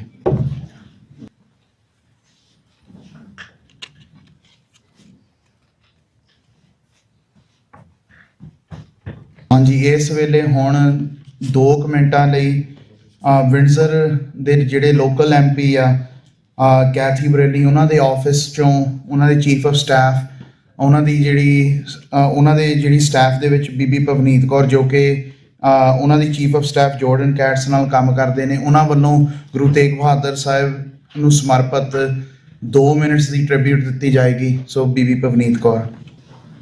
ਵਾਹਿਗੁਰੂ ਜੀ ਕਾ ਖਾਲਸਾ, ਵਾਹਿਗੁਰੂ ਜੀ ਦੀ ਫਤਿਹ। ਮੈਂ MP ਕੈਥੀ ਬਰੇਲੀ ਦੇ ਬਿਹਾਫ ਤੇ ਉਹਨਾਂ ਦੇ ਆਫਿਸ ਤੋਂ ਰਿਪਰੈਜ਼ੈਂਟ ਕਰ ਰਹੀ ਹਾਂ। ਮੈਂ ਕਹੂੰਗੀ ਮੇਰੇ ਲਈ ਬਹੁਤ ਜ਼ਿਆਦਾ ਮਾਣ ਵਾਲੀ ਗੱਲ ਹੈ ਵੀ ਮੈਂ ਅੱਜ ਇਸ ਮੌਕੇ ਇੱਥੇ ਤੁਹਾਡੇ ਨਾਲ ਸਾਰਿਆਂ ਦੇ ਨਾਲ ਖੜੀ ਹਾਂ, ਕਿਉਂਕਿ ਮੇਰੇ ਲਈ ਬਚਪਨ ਤੋਂ ਗੁਰੂ ਤੇਗ ਬਹਾਦਰ ਜੀ ਲਈ ਜਿੰਨੀ ਸ਼ਰਧਾ ਸੀਗੀ ਉਹ ਮੈਂ ਬਿਆਨ ਨਹੀਂ ਕਰ ਸਕਦੀ। ਮੈਂ ਬਚਪਨ ਦੇ ਵਿੱਚ ਹੀ ਮੇਰੇ ਕਮਰੇ ਦੇ ਵਿੱਚ ਮੇਰੇ ਮੰਮੀ ਨੇ ਫੋਟੋ ਰੱਖੀ ਹੋਈ ਸੀਗੀ ਇੱਕ ਗੁਰੂ ਤੇਗ ਬਹਾਦਰ ਜੀ ਦੀ। ਬਚਪਨ ਤੋਂ ਜੇ ਮੈਂ ਗੁਰੂ ਮਹਾਰਾਜ ਨੂੰ ਕਿਤੇ ਸੋਚਿਆ ਸੀ ਵੀ ਗੁਰੂ ਮਹਾਰਾਜਾ ਤੋਂ ਗੁਰੂ ਤੇਗ ਬਹਾਦਰ ਜੀ ਸੀਗੇ, ਮੈਂ ਹਰ ਵਾਰੀ ਉੱਥੇ ਫੋਟੋ ਤੇ ਮੱਥਾ ਟੇਕਣਾ, ਆਪਦਾ ਕਾਲਜ ਕੀਤਾ, ਸਕੂਲ ਕੀਤਾ, ਯੂਨੀਵਰਸਿਟੀ ਕੀਤੀ, ਪਰ ਕਦੇ ਰਿਅਲਾਈਜ਼ ਨਹੀਂ ਕੀਤਾ ਵੀ ਗੁਰੂ ਮਹਾਰਾਜ ਦੀ ਇੰਨੀਆਂ ਕਿਰਪਾ ਬੇਨਤੀ ਮੇਰੇ ਨਾਲ ਮਿਹਰ ਚੱਲੀ ਜਾਂਦੀ ਹੈ। ਫਿਰ ਮੇਰਾ ਵਿਆਹ ਹੋਇਆ। ਮੈਂ ਵਿਆਹ ਤੋਂ ਬਾਅਦ ਸਾਲ ਡੇਢ ਸਾਲ ਬਾਅਦ ਮੈਨੂੰ ਲੱਗਿਆ ਵੀ ਮੇਰੀ ਲਾਈਫ 'ਚ ਕੁਛ ਕਮੀ ਹੈ। ਮੈਂ ਗਈ ਆਪਦੇ ਮੰਮਾ ਦੇ ਘਰੇ, ਮੈਂ ਜਾ ਕੇ ਇਹ ਫੋਟੋ ਬਾਬਾ ਜੀ ਦੀ ਚੱਕ ਲਈ। ਫਿਰ ਮੈਂ ਉਦੋਂ ਬਾਅਦ 17 ਸਾਲ ਮੇਰੇ ਵਿਆਹ ਤੋਂ ਬਾਅਦ ਮੈਂ ਉਦੋਂ ਬਾਅਦ ਕੈਨੇਡਾ ਆਈ। ਮੈਂ ਉੱਥੇ ਵੀ ਆਪਦੀ ਉਹੀ ਫੋਟੋ ਮੈਂ ਨਾਲ ਲੈ ਕੇ ਆਈ। ਉਹ ਬਚਪਨ ਤੋਂ ਮੈਨੂੰ ਯਾਦ ਨਹੀਂ ਗਾ, ਮੈਂ ਤੁਹਾਨੂੰ ਇਹ ਵੀ ਨਹੀਂ ਕਹਿ ਸਕਦੀ ਮੈਂ 4 ਸਾਲ ਦੀ ਸੀ, 5 ਸਾਲ ਦੀ ਸੀ, 6 ਸਾਲ ਦੀ ਸੀ, ਕਿੰਨੇ ਸਾਲ ਦੀ ਸੀਗੀ ਜਦੋਂ ਦੀ ਮੇਰੇ ਕਮਰੇ 'ਚੋਂ ਫੋਟੋ ਪਈ ਹੈ। ਤੇ ਅੱਜ ਵੀ ਮੇਰੇ ਘਰ ਦੇ ਵਿੱਚ ਜੇ ਗੁਰੂ ਮਹਾਰਾਜ ਦਾ ਛੋਟਾ ਜਿਹਾ ਕਮਰਾ ਬਣਾਇਆ ਹੋਇਆ ਤੇ ਉਹ 'ਚ ਗੁਰੂ ਤੇਗ ਬਹਾਦਰ ਜੀ ਦੀ ਮੇਰੇ ਨਾਲ ਉਹ ਫੋਟੋ ਆ। ਉੱਥੇ ਹੀ ਮੈਂ ਅਰਦਾਸ ਕਰਦੀ ਹਾਂ, ਉੱਥੇ ਹੀ ਮੈਂ ਬੇਨਤੀਆਂ ਕਰਦੀ ਹਾਂ, ਤੇ ਉਸੇ ਬੇਨਤੀਆਂ ਦੇ ਕਰਕੇ ਅੱਜ ਮਹਾਰਾਜ ਨੇ ਮੇਰੇ ਤੇ ਇੰਨੀ ਕਿਰਪਾ ਕੀਤੀ ਹੈ ਵੀ ਮੈਂ ਇੱਥੇ ਖੜੀ ਹਾਂ ਤੁਹਾਡੇ ਸਾਰਿਆਂ ਦੇ ਵਿੱਚ, ਇਸ ਪੋਜੀਸ਼ਨ 'ਚ ਇੰਨਾ ਮਾਣ ਮੈਨੂੰ ਬਖਸ਼ਿਆ। ਤੇ ਮੈਂ ਚਾਹੂੰਗੀ ਵੀ ਮੈਂ ਇੱਥੇ ਹਰ ਮੌਕੇ ਤੁਹਾਡੇ ਲਈ ਆਪਣੇ ਕੌਮ ਦੇ, ਆਪਣੇ ਕਮਿਊਨਿਟੀ ਦੀ ਰਿਪਰੈਜ਼ੈਂਟੇਟਿਵ ਬਣ ਕੇ ਮੈਂ ਜਿੰਨਾ ਵੀ ਵੱਧ ਤੋਂ ਵੱਧ ਕੋਸ਼ਿਸ਼ ਕਰ ਸਕਾਂ। ਕੋਈ ਮੇਰੇ ਵਿੱਚ ਇਹਦੇ ਵਿੱਚ ਮੈਂ ਕੋਈ ਪੋਲੀਟੀਕਲ ਉਹ ਚੀਜ਼ ਨਹੀਂ ਕਹਿ ਰਹੀ, ਮੈਂ ਸਿਰਫ ਇੱਕ ਇਨਸਾਨੀਅਤ, ਇੱਕ ਸਿੱਖ ਹੋਣ ਦੇ ਬਾਝੋਂ ਇਹ ਗੱਲ ਕਹਿ ਰਹੀ ਹਾਂ ਵੀ ਮੈਨੂੰ ਜਿੰਨੀ ਸੇਵਾ ਦਾ ਮੌਕਾ ਮਿਲ ਸਕੇ, ਜਿੰਨੀਆਂ ਮੈਂ ਆਪਣੀ ਕਮਿਊਨਿਟੀ ਦੀਆਂ ਹੈਲਪ ਕਰ ਸਕਾਂ, ਮੈਂ ਵੱਧ ਤੋਂ ਵੱਧ ਕਰੂੰਗੀ। ਮੈਂ ਅੱਗੇ ਪ੍ਰੋਬਲਮਸ ਜੋ ਵੀ ਨੇ ਮੇਰੇ ਤੱਕ ਲਿਆਓ, ਮੈਂ ਅੱਗੇ ਪਹੁੰਚਾਉਣ ਦੀ ਕੋਸ਼ਿਸ਼ ਕਰੂੰਗੀ। ਤੇ ਆਪਾਂ ਸਭ ਰਲ ਕੇ ਚੱਲੀਏ। ਸਾਰਿਆਂ ਦੇ ਲਈ ਚੰਗੀ ਗੱਲ ਹੈ ਇਹ, ਸਾਰਿਆਂ ਦੀ ਕਮਿਊਨਿਟੀ ਦਾ, ਆਪਣੀ ਦਾ ਵਾਧਾ। ਆਪਾਂ ਨੂੰ ਬਹੁਤ ਲੋੜ ਆ, ਬਹੁਤ ਕੁਝ ਹੋ ਰਿਹਾ ਵਾ ਜਿਹਦੇ ਨਾਲ ਆਪਣੀ ਕਮਿਊਨਿਟੀ ਦਾ ਨੁਕਸਾਨ, ਕਮਿਊਨਿਟੀ ਨੂੰ ਪਾੜਨ ਦੀ ਕੋਸ਼ਿਸ਼ ਕੀਤੀ ਜਾ ਰਹੀ ਹੈ। ਸੋ ਇਹਦੇ ਵਿੱਚ ਹੁਣ ਆਪਾਂ ਨੂੰ ਇਕੱਠੇ ਰਲ ਕੇ ਚੱਲਣਾ ਚਾਹੀਦਾ। ਇਦੋਂ ਵੱਧ ਮੈਂ ਕੁਝ ਕਹਿ ਨਹੀਂ ਸਕਦੀ, ਮੇਰੇ ਕੋਲ ਇੰਨੇ ਅਲਫਾਜ਼ ਸੀ, ਮੈਂ ਇਹ ਕੁਝ ਪ੍ਰਿਪੇਅਰ ਨਹੀਂ ਕੀਤਾ ਕਿਉਂਕਿ ਮੈਂ ਗੁਰੂ ਤੇਗ ਬਹਾਦਰ ਜੀ ਦੇ ਲਈ ਕਦੇ ਮੈਨੂੰ ਲੱਗਦਾ ਨਹੀਂ ਮੈਂ ਸੋਚ ਕੇ ਕੁਝ ਲਿਖ ਸਕਦੀ ਹਾਂ। ਜੋ ਵੀ ਹੈ ਉਹ ਮੇਰੇ ਮਨ 'ਚ ਹੈ ਤੇ ਮੇਰੀ ਬੇਨਤੀ ਕਬੂਲ ਕਰਿਓ। ਵਾਹਿਗੁਰੂ ਜੀ ਕਾ ਖਾਲਸਾ, ਵਾਹਿਗੁਰੂ ਜੀ ਕੀ ਫਤਿਹ। ਹਾਂਜੀ, ਬੀਬੀ ਪਵਨੀਤ ਕੌਰ ਦਾ ਬਹੁਤ ਬਹੁਤ ਧੰਨਵਾਦ ਜਿਨ੍ਹਾਂ ਨੇ ਆਪਣੇ ਵਿਚਾਰ ਪੇਸ਼ ਕੀਤੇ ਸੰਗਤਾਂ ਅੱਗੇ ਤੇ ਗੁਰੂ ਸਾਹਿਬ ਨੂੰ ਸ਼ਰਧਾਂਜਲੀ ਭੇਟ ਕੀਤੀ। ਤੇ ਹੁਣ ਅਸੀਂ ਸਾਡੇ ਦਰਮਿਆਨ ਇੱਕ ਹੋਰ ਬੁਲਾਰੇ ਆ ਭਾਈ ਸਿਮਰਨਜੋਤ ਸਿੰਘ ਗੁਰਦੁਆਰਾ ਸਾਹਿਬ ਵੱਲੋਂ, ਪਰ ਉਹਨਾਂ ਤੋਂ ਪਹਿਲਾਂ ਜੋ ਭਾਈ ਨਰਾਇਣ ਸਿੰਘ ਚੌੜਾ ਉਹਨਾਂ ਵੱਲੋਂ ਇਸ ਵਿਸ਼ੇਸ਼ ਤੌਰ ਤੇ ਇਸ ਸਮਾਗਮ ਵੇਲੇ ਉਹਨਾਂ ਨੇ ਮੈਸੇਜ ਭੇਜਿਆ ਵਿੰਡਸਰ ਦੀ ਸੰਗਤ ਲਈ। ਉਹ ਅਸੀਂ ਸੰਗਤ ਅੱਗੇ ਰੂਬਰੂ ਕਰਨਾ, ਉਹ ਸਿਰਫ 5 ਮਿੰਟਾਂ ਦਾ ਮੈਸੇਜ ਸੰਗਤ ਅੱਗੇ ਰੱਖਣਾ। ਤੇ ਉਹ ਭਾਈ ਨਰਾਇਣ ਸਿੰਘ ਚੌੜਾ, ਜਿੱਦਾਂ ਕਿ ਆਪਾਂ ਜਾਣਦੇ ਹਾਂ, ਉਹਨਾਂ ਸਿਲੈਕਟ ਫਿਊ ਨੌਜਵਾਨਾਂ ਵਿੱਚੋਂ ਸੀਗੇ ਜਿਨ੍ਹਾਂ ਨੇ 1984 ਤੋਂ ਪਹਿਲਾਂ ਸਿੱਖ ਸੰਘਰਸ਼ ਨਾਲ ਜੁੜੇ। ਉਹ ਸਿੱਖ ਸੰਘਰਸ਼ ਵੇਲੇ ਵੀ ਉਹਨਾਂ ਨੇ ਬਹੁਤ ਡਿਫਰੈਂਟ ਤਰੀਕਿਆਂ ਨਾਲ ਸੇਵਾ ਕੀਤੀ। ਜੁਝਾਰੂ ਲਹਿਰ ਦਾ ਵੀ ਹਿੱਸਾ ਰਹੇ ਤੇ ਉਸ ਦੇ ਨਾਲ ਉਹਨਾਂ ਨੇ ਐਜ਼ ਬੰਦੀ ਸਿੰਘ ਵੀ ਉਹਨਾਂ ਨੇ ਜੇਲ੍ਹ ਬਹੁਤ ਚਿਰ ਕੱਟੀ। ਜਿੰਨੀਆਂ ਵੀ ਸੇਵਾਵਾਂ ਸਕਾਲਰ ਦੇ ਤੌਰ ਤੇ ਪੰਥ ਦੇ ਜੁਝਾਰੂ ਦੇ ਤੌਰ ਤੇ ਉਹ ਸੇਵਾਵਾਂ ਕਰਦੇ ਰਹੇ ਆ ਤੇ ਹੁਣ ਵੀ ਪੰਥ ਨੂੰ ਆਪਣੀਆਂ ਸਪੀਚਾਂ ਰਾਹੀਂ ਤੇ ਆਪਣੀਆਂ ਲਿਖਤਾਂ ਰਾਹੀਂ ਸੇਧ ਦੇ ਰਹੇ ਆ। ਸੋ ਇੰਨਾ ਕੁ ਕਹਿੰਦਾ ਹੋਇਆ ਮੈਂ ਉਹਨਾਂ ਦੀ ਜਿਹੜੀ ਵੀਡੀਓ ਆ ਉਹ ਸੰਗਤ ਅੱਗੇ ਪੇਸ਼ ਕਰੂੰਗਾ। ਬਰੀਫ ਉਹਨਾਂ ਦਾ ਮੈਸੇਜ ਆ ਤੇ ਅਗਲੇ ਬੁਲਾਰੇ ਜਿਹੜੇ ਗੁਰਦੁਆਰਾ ਸਾਹਿਬ ਦੇ ਮੁੱਖ ਸੇਵਾਦਾਰਾਂ ਵਿੱਚੋਂ ਭਾਈ ਸਿਮਰਨਜੋਤ ਸਿੰਘ ਉਹ ਤਿਆਰ ਰਹਿਣ।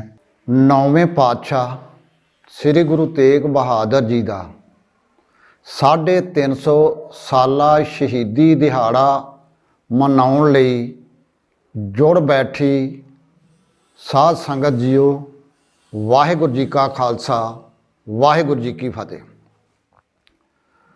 9ਵੇਂ ਪਾਤਸ਼ਾਹ ਦੀ ਸ਼ਹਾਦਤ ਕਿਉਂ, ਕਿਵੇਂ ਤੇ ਕਿਸ ਵਾਸਤੇ ਹੋਈ, ਵੱਖ-ਵੱਖ ਇਤਿਹਾਸਕਾਰਾਂ ਨੇ, ਵਿਦਵਾਨਾਂ ਨੇ ਆਪੋ ਆਪਣੀ ਸੋਚ ਦੇ ਮੁਤਾਬਕ ਇਸ ਦਾ ਜ਼ਿਕਰ ਕੀਤਾ ਹੈ। ਆਮ ਤੌਰ ਦੇ ਉੱਤੇ ਇਹ ਪ੍ਰਚਾਰਿਆ ਜਾਂਦਾ ਹੈ ਕਿ 9ਵੇਂ ਪਾਤਸ਼ਾਹ ਹਿੰਦ ਦੀ ਚਾਦਰ ਹਨ, ਪਰ ਜਿਹੜੇ ਪ੍ਰਮੁੱਖ ਇਤਿਹਾਸਕ ਸਰੋਤ ਹਨ, ਸਮਕਾਲੀ ਸਰੋਤ ਹਨ, 10ਮ ਪਾਤਸ਼ਾਹ ਦੇ ਹਜ਼ੂਰੀ ਕਵੀ ਸੈਨਾਪਤੀ ਦਾ ਸਭ ਤੋਂ ਵੱਡਾ ਸਰੋਤ ਹੈ, ਜਿਸ ਵਿੱਚ ਇਸ ਸ਼ਹਾਦਤ ਨੂੰ ਬੜੀ ਹੀ ਵਿਲੱਖਣ ਰੰਗਤ ਵਿੱਚ ਸੰਖੇਪ ਰੂਪ ਵਿੱਚ ਪੇਸ਼ ਕੀਤਾ ਗਿਆ ਹੈ। ਕਵੀ ਸੈਨਾਪਤੀ ਜੀ ਲਿਖਦੇ ਹਨ, ਪ੍ਰਗਟ ਭਏ ਗੁਰ ਤੇਗ ਬਹਾਦਰ, ਪ੍ਰਗਟ ਭਏ ਗੁਰ ਤੇਗ ਬਹਾਦਰ, ਸਗਲ ਸ੍ਰਿਸ਼ਟ ਪੈ ਢਾਪੀ ਚਾਦਰ। ਸਪਸ਼ਟ ਹੈ, ਉਹਨਾਂ ਨੇ ਕਰ ਦਿੱਤਾ ਕਿ ਗੁਰੂ ਤੇਗ ਬਹਾਦਰ ਪਾਤਸ਼ਾਹ ਨੇ ਆਪਣਾ ਸੀਸ ਵਾਰ ਕੇ ਸਗਲ ਸ੍ਰਿਸ਼ਟ ਭਾਵ ਸਾਰੀ ਸ੍ਰਿਸ਼ਟੀ ਦੇ ਉੱਤੇ ਧਰਮ ਦੀ ਚਾਦਰ ਦਾ ਪਸਾਰ ਕਰ ਦਿੱਤਾ। ਫਿਰ ਉਹਨਾਂ ਦੀ ਸ਼ਹਾਦਤ ਨੇ ਕੱਲੇ ਤਿਲਕ ਅਤੇ ਜੰਜੂ ਜਾਂ ਹਿੰਦੂ ਮਤ ਦੀ ਹੀ ਰੱਖਿਆ ਨਹੀਂ ਕੀਤੀ। ਅੱਗੇ ਬੜਾ ਸਪਸ਼ਟ ਕਵੀ ਸੈਨਾਪਤੀ ਜੀ ਲਿਖਦੇ ਹਨ, ਕਰਮ ਧਰਮ ਦੀ ਜਿਨ ਪਤ ਰਾਖੀ, ਅਟਲ ਭਈ ਕਲ ਜੁਗ ਮੈਂ ਸਾਖੀ, ਸਗਲ ਸ੍ਰਿਸ਼ਟ ਜਾਂ ਕਾ ਜਸ ਭਇਓ, ਜਿਹ ਤੇ ਸਰਬ ਧਰਮ ਬੰਚਾਇਓ। ਕੱਲਾ ਹਿੰਦੂ ਮਤ ਨਹੀਂ ਜਾਂ ਕੱਲਾ ਤਿਲਕ ਜੰਜੂ ਨਹੀਂ, ਸਾਰੇ ਧਰਮਾਂ ਦਾ ਬਚਾਅ ਹੋ ਗਿਆ। ਉਹਨਾਂ ਦੀ ਸ਼ਹਾਦਤ ਸਰਬੱਤ ਵਾਸਤੇ ਸੀ। ਮਨੁੱਖੀ ਅਧਿਕਾਰਾਂ ਦਾ ਐਲਾਨਨਾਮਾ ਜਿਹੜਾ UN ਨੇ ਬਹੁਤ ਬਾਅਦ ਕੀਤਾ। ਗੁਰੂ ਤੇਗ ਬਹਾਦਰ ਪਾਤਸ਼ਾਹ ਜੀ ਨੇ ਉਹ ਮਨੁੱਖੀ ਹੱਕਾਂ ਦਾ ਐਲਾਨ ਕਰਕੇ ਖਾਲਸਾ ਪੰਥ ਦੇ ਉੱਤੇ ਫਰਜ਼ ਆਇਦ ਕੀਤਾ ਕਿ ਜਦੋਂ ਵੀ ਮਜ਼ਲੂਮ ਸਵਾਲੀ ਬਣ ਕੇ ਆਵੇ, ਕੋਈ ਸਮੱਸਿਆ ਲੈ ਕੇ ਆਵੇ, ਕੋਈ ਅਰਜ਼ੋਈ ਕਰੇ, ਖਾਲਸੇ ਨੇ ਉਹਦੀ ਹਰ ਸਮੱਸਿਆ ਦਾ ਹੱਲ ਕਰਨਾ, ਜ਼ੁਲਮ ਨੂੰ ਮਟਾਉਣ ਦਾ ਯਤਨ ਕਰਨਾ ਤੇ ਜ਼ਾਲਮ ਨੂੰ ਜਰਬਾਨੇ ਦੀ ਭਖਿਆ ਕਰਨ ਦਾ ਯਤਨ ਕਰਨਾ। ਸੋ ਗੁਰੂ ਤੇਗ ਬਹਾਦਰ ਪਾਤਸ਼ਾਹ ਦੀ ਸ਼ਹਾਦਤ ਵਿਲੱਖਣ, ਨਿਰਾਲੀ ਤੇ ਨਿਆਰੀ ਸ਼ਹਾਦਤ ਆ। ਇਸੇ ਕਰਕੇ ਹੀ ਕੈਨੇਡਾ ਦੀ ਧਰਤੀ ਉੱਤੇ ਇੱਕ ਬੜੀ ਵਿਲੱਖਣ ਤੇ ਨਿਰਾਲੀ ਸ਼ਹਾਦਤ ਨੂੰ ਪ੍ਰਵਾਨਗੀ ਦਿੱਤੀ ਗਈ ਆ। ਕੈਨੇਡਾ ਦੀ ਧਰਤੀ ਦੇ ਸ਼ਹਿਰ ਵਿੰਸਟਰ ਦੇ ਵਿੱਚ ਗੁਰੂ ਤੇਗ ਬਹਾਦਰ ਪਾਤਸ਼ਾਹ ਦੇ ਯਾਦ ਵਿੱਚ ਇੱਕ ਬਾਗ ਉਸਾਰਿਆ ਗਿਆ ਵਾ। ਉਹ ਬਾਗ ਦੇ ਵਿੱਚ ਜਿੱਥੇ ਫਲ ਫੁੱਲ ਤੇ ਬੜੇ ਵਧੀਆ ਵਧੀਆ ਬੂਟੇ ਲਾਏ ਗਏ ਨੇ, ਉੱਥੇ ਇਤਿਹਾਸ ਨੂੰ ਪ੍ਰਗਟਾਉਂਦਾ ਦ੍ਰਿਸ਼ ਵੀ ਪੇਸ਼ ਕੀਤਾ ਗਿਆ। ਸੋ ਇੱਥੋਂ ਇੱਕ ਪੂਰੇ ਜਗਤ ਦੀ ਪ੍ਰਵਾਨਗੀ ਮਿਲਦੀ ਹੈ ਕਿ ਗੁਰੂ ਤੇਗ ਬਹਾਦਰ ਪਾਤਸ਼ਾਹ ਦੀ ਸ਼ਹਾਦਤ ਤਿਲਕ ਅਤੇ ਜੰਜੂ ਦੀ ਰਾਖੀ ਲਈ ਹੀ ਨਹੀਂ ਸੀ, ਸਾਰੇ ਧਰਮਾਂ ਨੂੰ ਬਚਾਉਣ ਦੀ ਸੀ। ਸਰਬ ਧਰਮ ਬੰਚਾਇਓ, ਕਵੀ ਸੈਨਾਪਤੀ ਨੇ ਇਹ ਜ਼ਿਕਰ ਕੀਤਾ। ਇੱਕ ਬੇਨਤੀ ਕਰਕੇ ਖਾਲਸਾ ਜੀ ਇੱਕ ਸੁਰਤਾ ਧਾਰੀਏ। ਵੱਖਰੇਵੇਂ ਵਿਵਾਦਾਂ ਨੂੰ ਆਪਾਂ ਹੱਲ ਉਦੋਂ ਕਰਾਂਗੇ ਜਦੋਂ ਸਾਡੇ ਕੋਲ ਗੁਰੂ ਪਾਤਸ਼ਾਹ ਦਾ ਬਖਸ਼ਿਆ ਹੋਇਆ ਵਰ ਰਾਜ ਕਰੇਗਾ ਖਾਲਸਾ ਪ੍ਰਾਪਤ ਹੋ ਜਾਏਗਾ, ਉਦੋਂ ਕਰਾਂਗੇ। ਹੁਣ ਇਹਨਾਂ ਗੱਲਾਂ ਦੇ ਵਿੱਚ ਉਲਝੀਏ ਨਾ, ਸਾਨੂੰ ਉਲਝਾਇਆ ਜਾ ਰਿਹਾ, ਸਾਨੂੰ ਮਾਰਿਆ ਜਾ ਰਿਹਾ। ਕਦੇ ਨਸ਼ਿਆਂ ਦਾ ਹਾਲ ਹੈ, ਕਿਤੇ ਸਾਡਾ ਕਤਲੇਆਮ, ਨਸ਼ਿਆਂ ਦੇ ਹੜ ਵਿੱਚ ਡੋਬ ਕੇ ਕਤਲੇਆਮ ਕਰਕੇ। ਸੋ ਇੱਕ ਸੁਰਤਾ ਵਿੱਚ ਆਈਏ ਤੇ ਗੁਰਿਆਈ ਗੁਰੂ ਗ੍ਰੰਥ ਤੇ ਪੰਥ ਨੂੰ ਬਖਸ਼ੀ ਆ। ਗੁਰੂ ਗ੍ਰੰਥ ਤੇ ਪੰਥ ਦੀ ਤਾਬਿਆ ਵੀ ਕਰੀਏ ਤੇ ਪਹਿਰੇਦਾਰੀ ਵੀ ਕਰੀਏ, ਤਾਬਿਆ 'ਚ ਵੀ ਰਹੀਏ ਤੇ ਪਹਿਰੇਦਾਰੀ ਵੀ ਕਰੀਏ, ਤੇ ਗੁਰੂ ਮਹਾਰਾਜ ਦਾ ਜੋ ਉਪਦੇਸ਼ ਆ ਉਹਨੂੰ ਆਪਣੇ ਹਿਰਦੇ ਵਿੱਚ ਧਾਰਨ ਕਰੀਏ। ਕਿਉਂਕਿ ਸਤਿਗੁਰਾਂ ਦਾ ਉਪਦੇਸ਼ ਕੀ ਆ, ਜੋ ਸ਼ਰਨ ਆਵੇ ਤਿਸ ਕੰਠ ਲਾਵੇ। ਤੇ ਇੱਕ ਸਵਾਲ ਆਪਣੇ ਆਪ ਨੂੰ ਕਰੀਏ, ਉਹ ਸਵਾਲ ਕੀ ਆ ਉਹ ਸਵਾਲ ਆ ਜੋ ਦਸਮ ਪਾਤਸ਼ਾਹ ਨੂੰ ਪੁੱਛਿਆ ਸੀ ਮਾਤਾ ਜੀ ਨੇ, ਨਾ ਸਾਹਿਬਜ਼ਾਦੇ ਦਿਖਦੇ ਨੇ, ਨਾ ਮਾਤਾ ਗੁਜਰੀ ਜੀ ਦਿਖਦੇ ਨੇ, ਕਿੱਥੇ ਗਏ? ਤੇ ਸਤਿਗੁਰਾਂ ਨੇ ਜਵਾਬ ਦਿੱਤਾ ਸੀ, ਇਨ ਪੁੱਤਰਨ ਕੇ ਸੀਸ ਪੇ ਵਾਰ ਦਿਏ ਸੁਤ ਚਾਰ, ਚਾਰ ਮੋਏ ਤੋਂ ਕਿਆ ਹੁਆ ਜੀਵਤ ਕਈ ਹਜ਼ਾਰ। ਅਸੀਂ ਆਪਣੇ ਤੇ ਸਵਾਲ ਕਰੀਏ ਕਿ ਜਿਨ੍ਹਾਂ ਵਾਸਤੇ ਸਤਿਗੁਰਾਂ ਨੇ ਸਭ ਕੁਝ ਵਾਰ ਦਿੱਤਾ ਸੀ, ਪਰਿਵਾਰ ਵਾਰਤਾ ਸੀ, ਇਨ ਪੁੱਤਰਨ ਕੇ ਸੀਸ ਪੇ, ਇਨ ਪੁੱਤਰਨ ਕਾ ਜਿਨ੍ਹਾਂ ਨੂੰ ਦਰਜਾ ਦਿੱਤਾ ਸੀ, ਕੀ ਅਸੀਂ ਉਹ ਪੁੱਤਰ ਹਾਂ ਜਾਂ ਨਹੀਂ? ਜੇ ਹਾਂ ਤਾਂ ਚੜ੍ਹਦੀ ਕਲਾ, ਜੇ ਨਹੀਂ ਤਾਂ ਉਹ ਬਣਨ ਦਾ ਯਤਨ ਕਰੀਏ। ਸੋ ਜਿੱਥੇ ਕੈਨੇਡਾ ਦੀ ਧਰਤੀ ਦੇ ਉੱਤੇ ਪਿਛਲੇ ਦਿਨੀ ਗੁਰੂ ਤੇਗ ਬਹਾਦਰ ਪਾਤਸ਼ਾਹ ਦੇ ਨਾਂ ਉੱਤੇ ਸਰਕਾਰੀ ਪ੍ਰਵਾਨਗੀ ਨਾਲ ਸਰਕਾਰੀ ਥਾਂ ਉੱਤੇ ਉਹ ਬਾਗ ਸਾਰਿਆ ਗਿਆ, ਜਿਹੜਾ ਇਤਿਹਾਸ ਵੀ ਪ੍ਰਗਟਾਉਂਦਾ ਤੇ ਜਿਹੜਾ ਵਾਤਾਵਰਨ ਨੂੰ ਵੀ ਬਚਾਏਗਾ।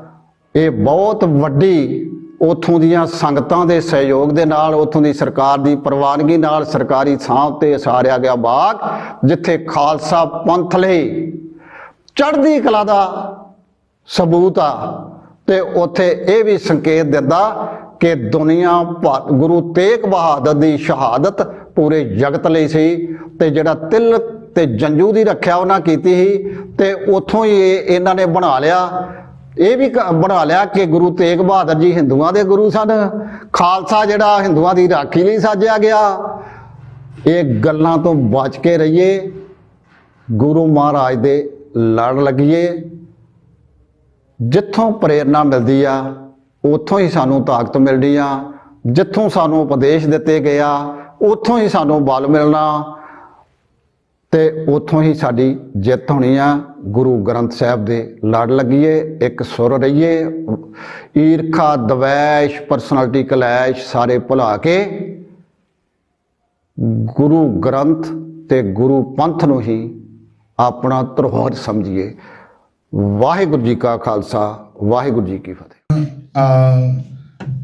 ਅਸੀਂ ਨਾਲ ਦੀ ਨਾਲ ਇੱਕ ਹੋਰ ਸੁਨੇਹਾ ਜੋ ਕਿ ਭਾਈ ਪਰਮਜੀਤ ਸਿੰਘ ਮੰਡ ਜਿਹੜੇ ਇਸ ਵੇਲੇ ਕਾਰਜਕਾਰੀ ਪ੍ਰਧਾਨ ਨੇ ਦਲ ਖਾਲਸਾ ਦੇ, ਉਹਨਾਂ ਵੱਲੋਂ ਵੀ ਸਿਰਫ 4 ਮਿੰਟ ਦਾ ਸੁਨੇਹਾ।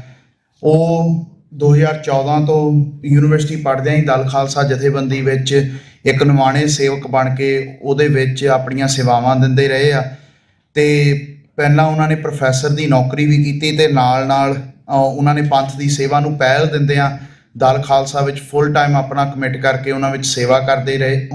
ਹੁਣ ਇਸ ਵੇਲੇ ਉਹਦੇ ਕਾਰਜਕਾਰੀ ਪ੍ਰਧਾਨ ਨੇ।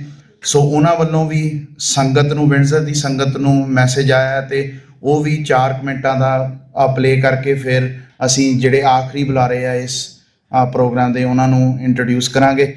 ਤੇ ਸੋ ਭਾਈ ਪਰਮਜੀਤ ਸਿੰਘ ਮੰਡ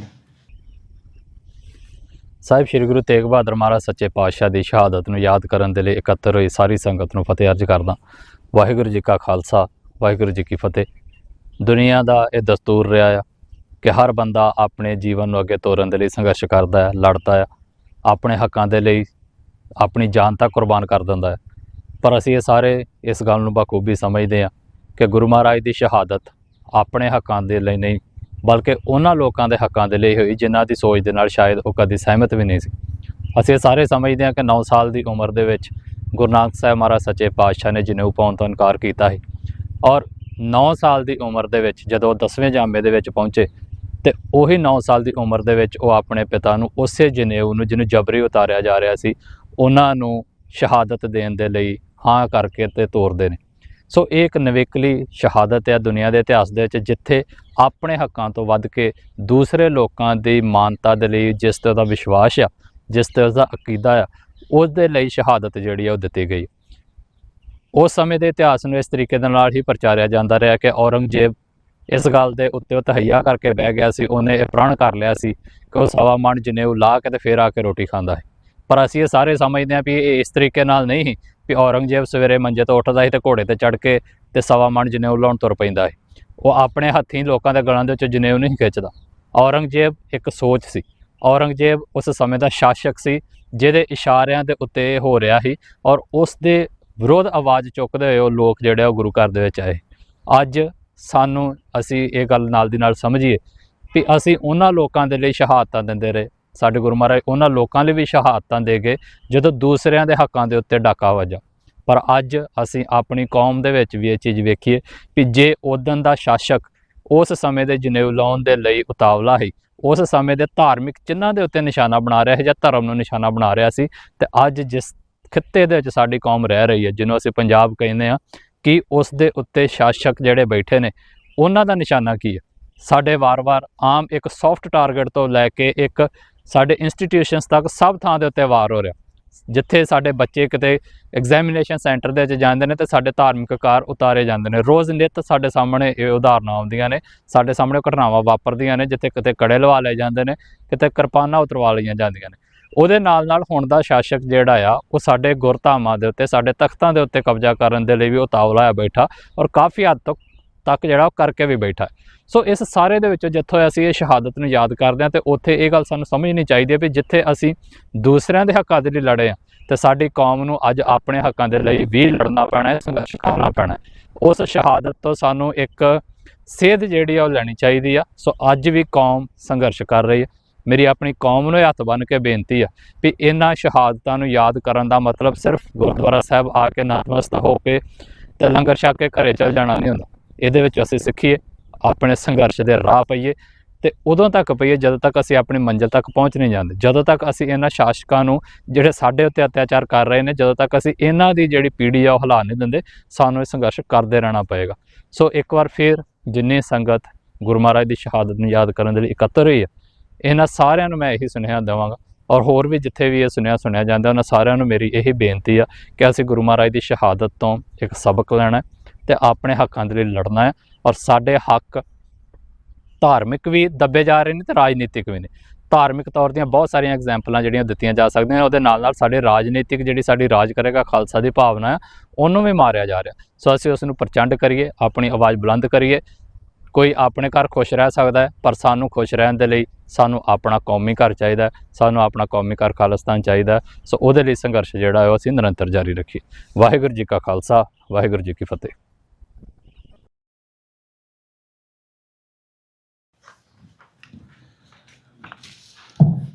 ਸੋ ਇਹ ਸਨ ਭਾਈ ਪਰਮਜੀਤ ਸਿੰਘ ਮੰਡ, ਕਾਰਜਕਾਰੀ ਪ੍ਰਧਾਨ ਦਲ ਖਾਲਸਾ, ਤੇ ਹੁਣ ਜਿਹੜੇ ਇਸ ਕਾਨਫਰੰਸ ਦੇ ਆਖਰੀ ਬੁਲਾਰੇ ਭਾਈ ਸਿਮਰਨਜੋਤ ਸਿੰਘ, ਜੋ ਕਿ ਗੁਰਦੁਆਰਾ ਸਾਹਿਬ ਦੇ ਮੁੱਖ ਸੇਵਾਦਾਰਾਂ ਵਿੱਚੋਂ ਵੀ ਨੇ। ਉਹਨਾਂ ਨੇ ਇਸ ਗੁਰੂ ਤੇਗ ਬਹਾਦਰ ਸਾਹਿਬ ਪਾਤਸ਼ਾਹ ਦੀ ਸ਼ਹਾਦਤ ਤੇ ਉਹਦੇ ਵਿੱਚੋਂ ਖਾਲਸੇ ਦੀ ਜਿਹੜੀ ਸਿਰਜਣਾ ਆ ਉਹਦੇ ਰਿਲੇਸ਼ਨ ਦੇ ਵਿੱਚ ਕੀ ਗੁਰੂ ਤੇਗ ਬਹਾਦਰ ਸਾਹਿਬ ਦੀ ਸ਼ਹਾਦਤ ਕੀ ਮਾਇਨੇ ਰੱਖਦੇ ਆ, ਤੇ ਨਾਲ ਗੁਰੂ ਸਾਹਿਬ ਨੇ ਜੋ ਪੰਥ ਨੂੰ ਇੱਕ ਨਿਵੇਕਲੀ ਬਖਸ਼ਿਸ਼ ਕੀਤੀ ਆ ਉਹ ਖਾਲਸੇ ਦੀ ਸਿਰਜਣਾ ਨਾਲ ਕਿੱਦਾਂ ਜੁੜੀ ਆ, ਤੇ ਖਾਲਸੇ ਦੀ ਸਿਰਜਣਾ ਤੋਂ ਲੈ ਕੇ ਹੁਣ ਤੱਕ ਜਿਹੜਾ ਜੋ ਵੀ ਖਾਲਸਾ ਜੀ ਕੇ ਬੋਲ ਬਾਲੇ ਤੇ ਸਰਬੱਤ ਦੇ ਭਲੇ ਲਈ ਖਾਲਸੇ ਦਾ ਮਿਸ਼ਨ ਇੱਕ ਉਜਾਗਰ ਹੋਇਆ ਆ, ਉਹਦੇ ਵਿੱਚ ਗੁਰੂ ਤੇਗ ਬਹਾਦਰ ਸਾਹਿਬ ਦੀ ਰੌਸ਼ਨੀ ਵਿੱਚ ਆਪਾਂ ਜੇ ਦੇਖਣ ਦੀ ਕੋਸ਼ਿਸ਼ ਕਰੀਏ ਤਾਂ ਬਹੁਤ ਕੁਝ ਸਾਨੂੰ ਲਾਭ ਵੀ ਮਿਲ ਸਕਦਾ, ਬਹੁਤ ਕੁਝ ਸਿੱਖਣ ਨੂੰ ਮਿਲ ਸਕਦਾ। ਸੋ ਇੰਨਾ ਕਹਿੰਦਾ ਹੋਇਆ ਮੈਂ ਭਾਈ ਸਿਮਰਨਜੋਤ ਸਿੰਘ ਉਹਨਾਂ ਨੂੰ ਬੇਨਤੀ ਕਰਨਾ ਚਾਹੁੰਦਾ ਕਿ ਉਹ ਸੰਗਤਾਂ ਅੱਗੇ ਆਪਣੇ ਵਿਚਾਰ ਰੱਖਣ। ਧੰਨ ਧੰਨ ਸਾਹਿਬ ਸ੍ਰੀ ਗੁਰੂ ਗ੍ਰੰਥ ਸਾਹਿਬ ਜੀ ਮਹਾਰਾਜ ਵੱਲੋਂ ਸਵਾਰੇ ਗੁਰੂ ਪੰਥ ਜੀਓ ਫਤਿਹ ਪ੍ਰਵਾਨ ਕਰਨੀ। ਵਾਹਿਗੁਰੂ ਜੀ ਕਾ ਖਾਲਸਾ, ਵਾਹਿਗੁਰੂ ਜੀ ਕੀ ਫਤਿਹ। ਸਭ ਤੋਂ ਪਹਿਲਾਂ ਆਪ ਸਭ ਜੀ ਦਾ ਬਹੁਤ ਬਹੁਤ ਧੰਨਵਾਦ। ਆਪ ਨੇ ਸਵੇਰ ਤੋਂ ਲੈ ਕੇ ਬੜਾ ਲੰਮਾ ਸਮਾਂ ਇੱਥੇ ਸੱਜ ਕੇ ਜੋ ਕਾਨਫਰੰਸ ਦੇ ਵਿੱਚ ਹਾਜ਼ਰੀ ਭਰੀ ਹੈ।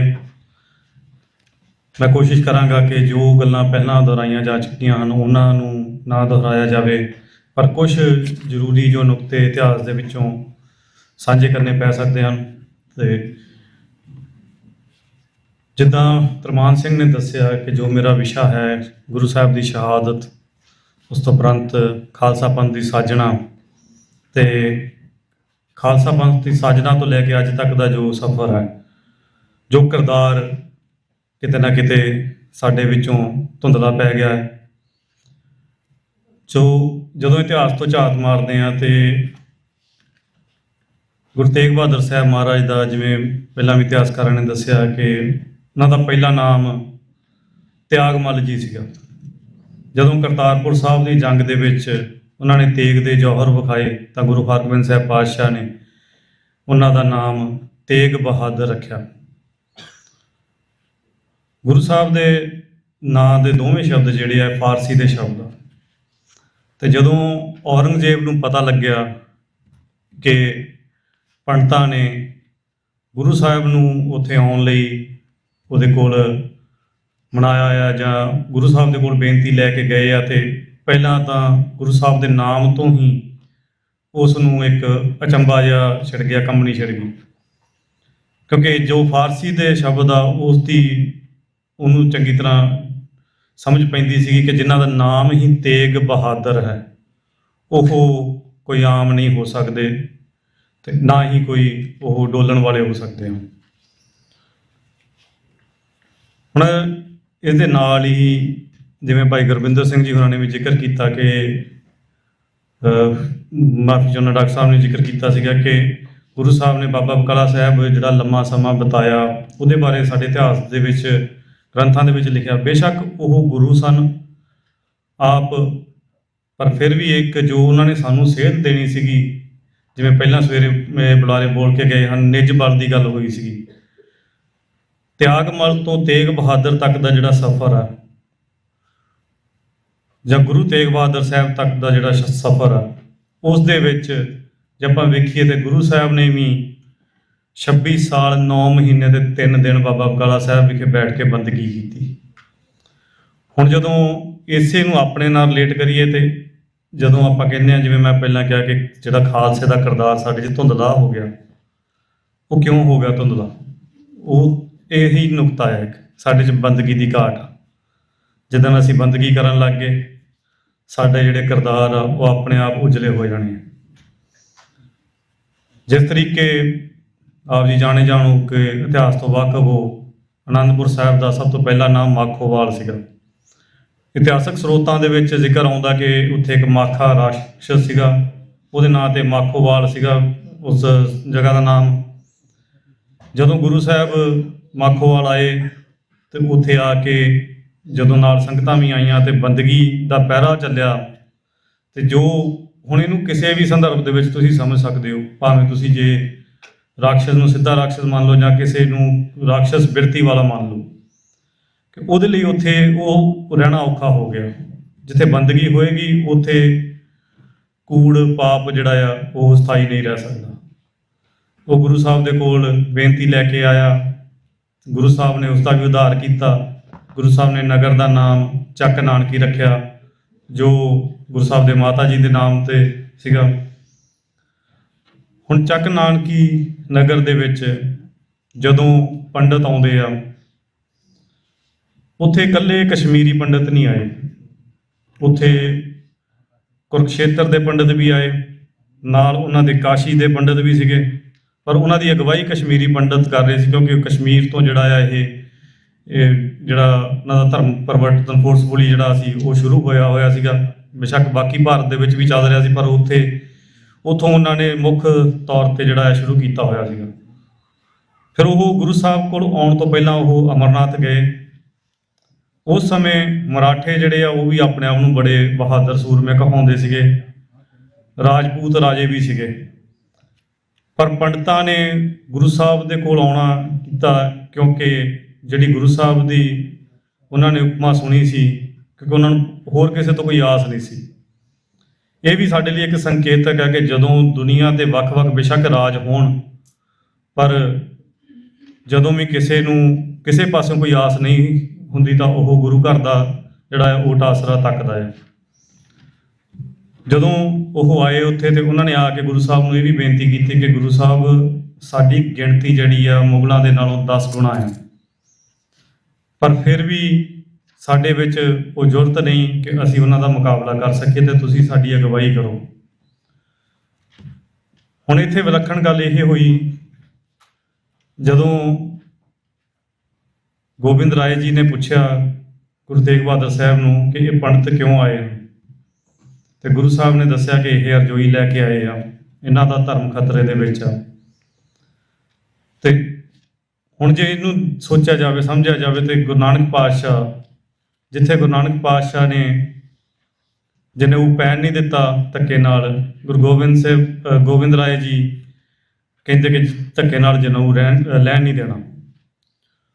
ਸੋ ਉਹਨਾਂ ਨੇ ਜਦੋਂ ਗੁਰੂ ਸਾਹਿਬ ਨੇ ਉਹਨਾਂ ਨੂੰ ਦੱਸਿਆ ਕਿ ਇਹਨਾਂ ਦੀ ਬੇਨਤੀ ਹੈ ਕਿ ਇਹਨਾਂ ਨੂੰ ਅਮਰਨਾਥ ਤੋਂ ਜਿਵੇਂ ਤੋਂ ਸੰਦੇਸ਼ ਆਇਆ ਸੀਗਾ ਕਿ ਕੋਈ ਮਹਾਂਪੁਰਖ ਜਿਹੜਾ ਆ ਉਹ ਤੁਹਾਡੀ ਅਗਵਾਈ ਕਰੇ, ਉਹ ਆਪਣੇ ਸੀਸ ਦੀ ਕੁਰਬਾਨੀ ਕਰੇ ਅਤੇ ਉਸ ਦੇ ਨਾਲ ਜਿਹੜਾ ਆ ਇਹ ਜਿਹੜਾ ਕਨਵਰਜ਼ਨ ਚੱਲ ਰਿਹਾ ਆ, ਤੁਹਾਡਾ ਧਰਮ ਪਰਿਵਰਤਨ ਹੋ ਰਿਹਾ, ਇਹਨੂੰ ਰੋਕ ਲੱਗੇਗੀ।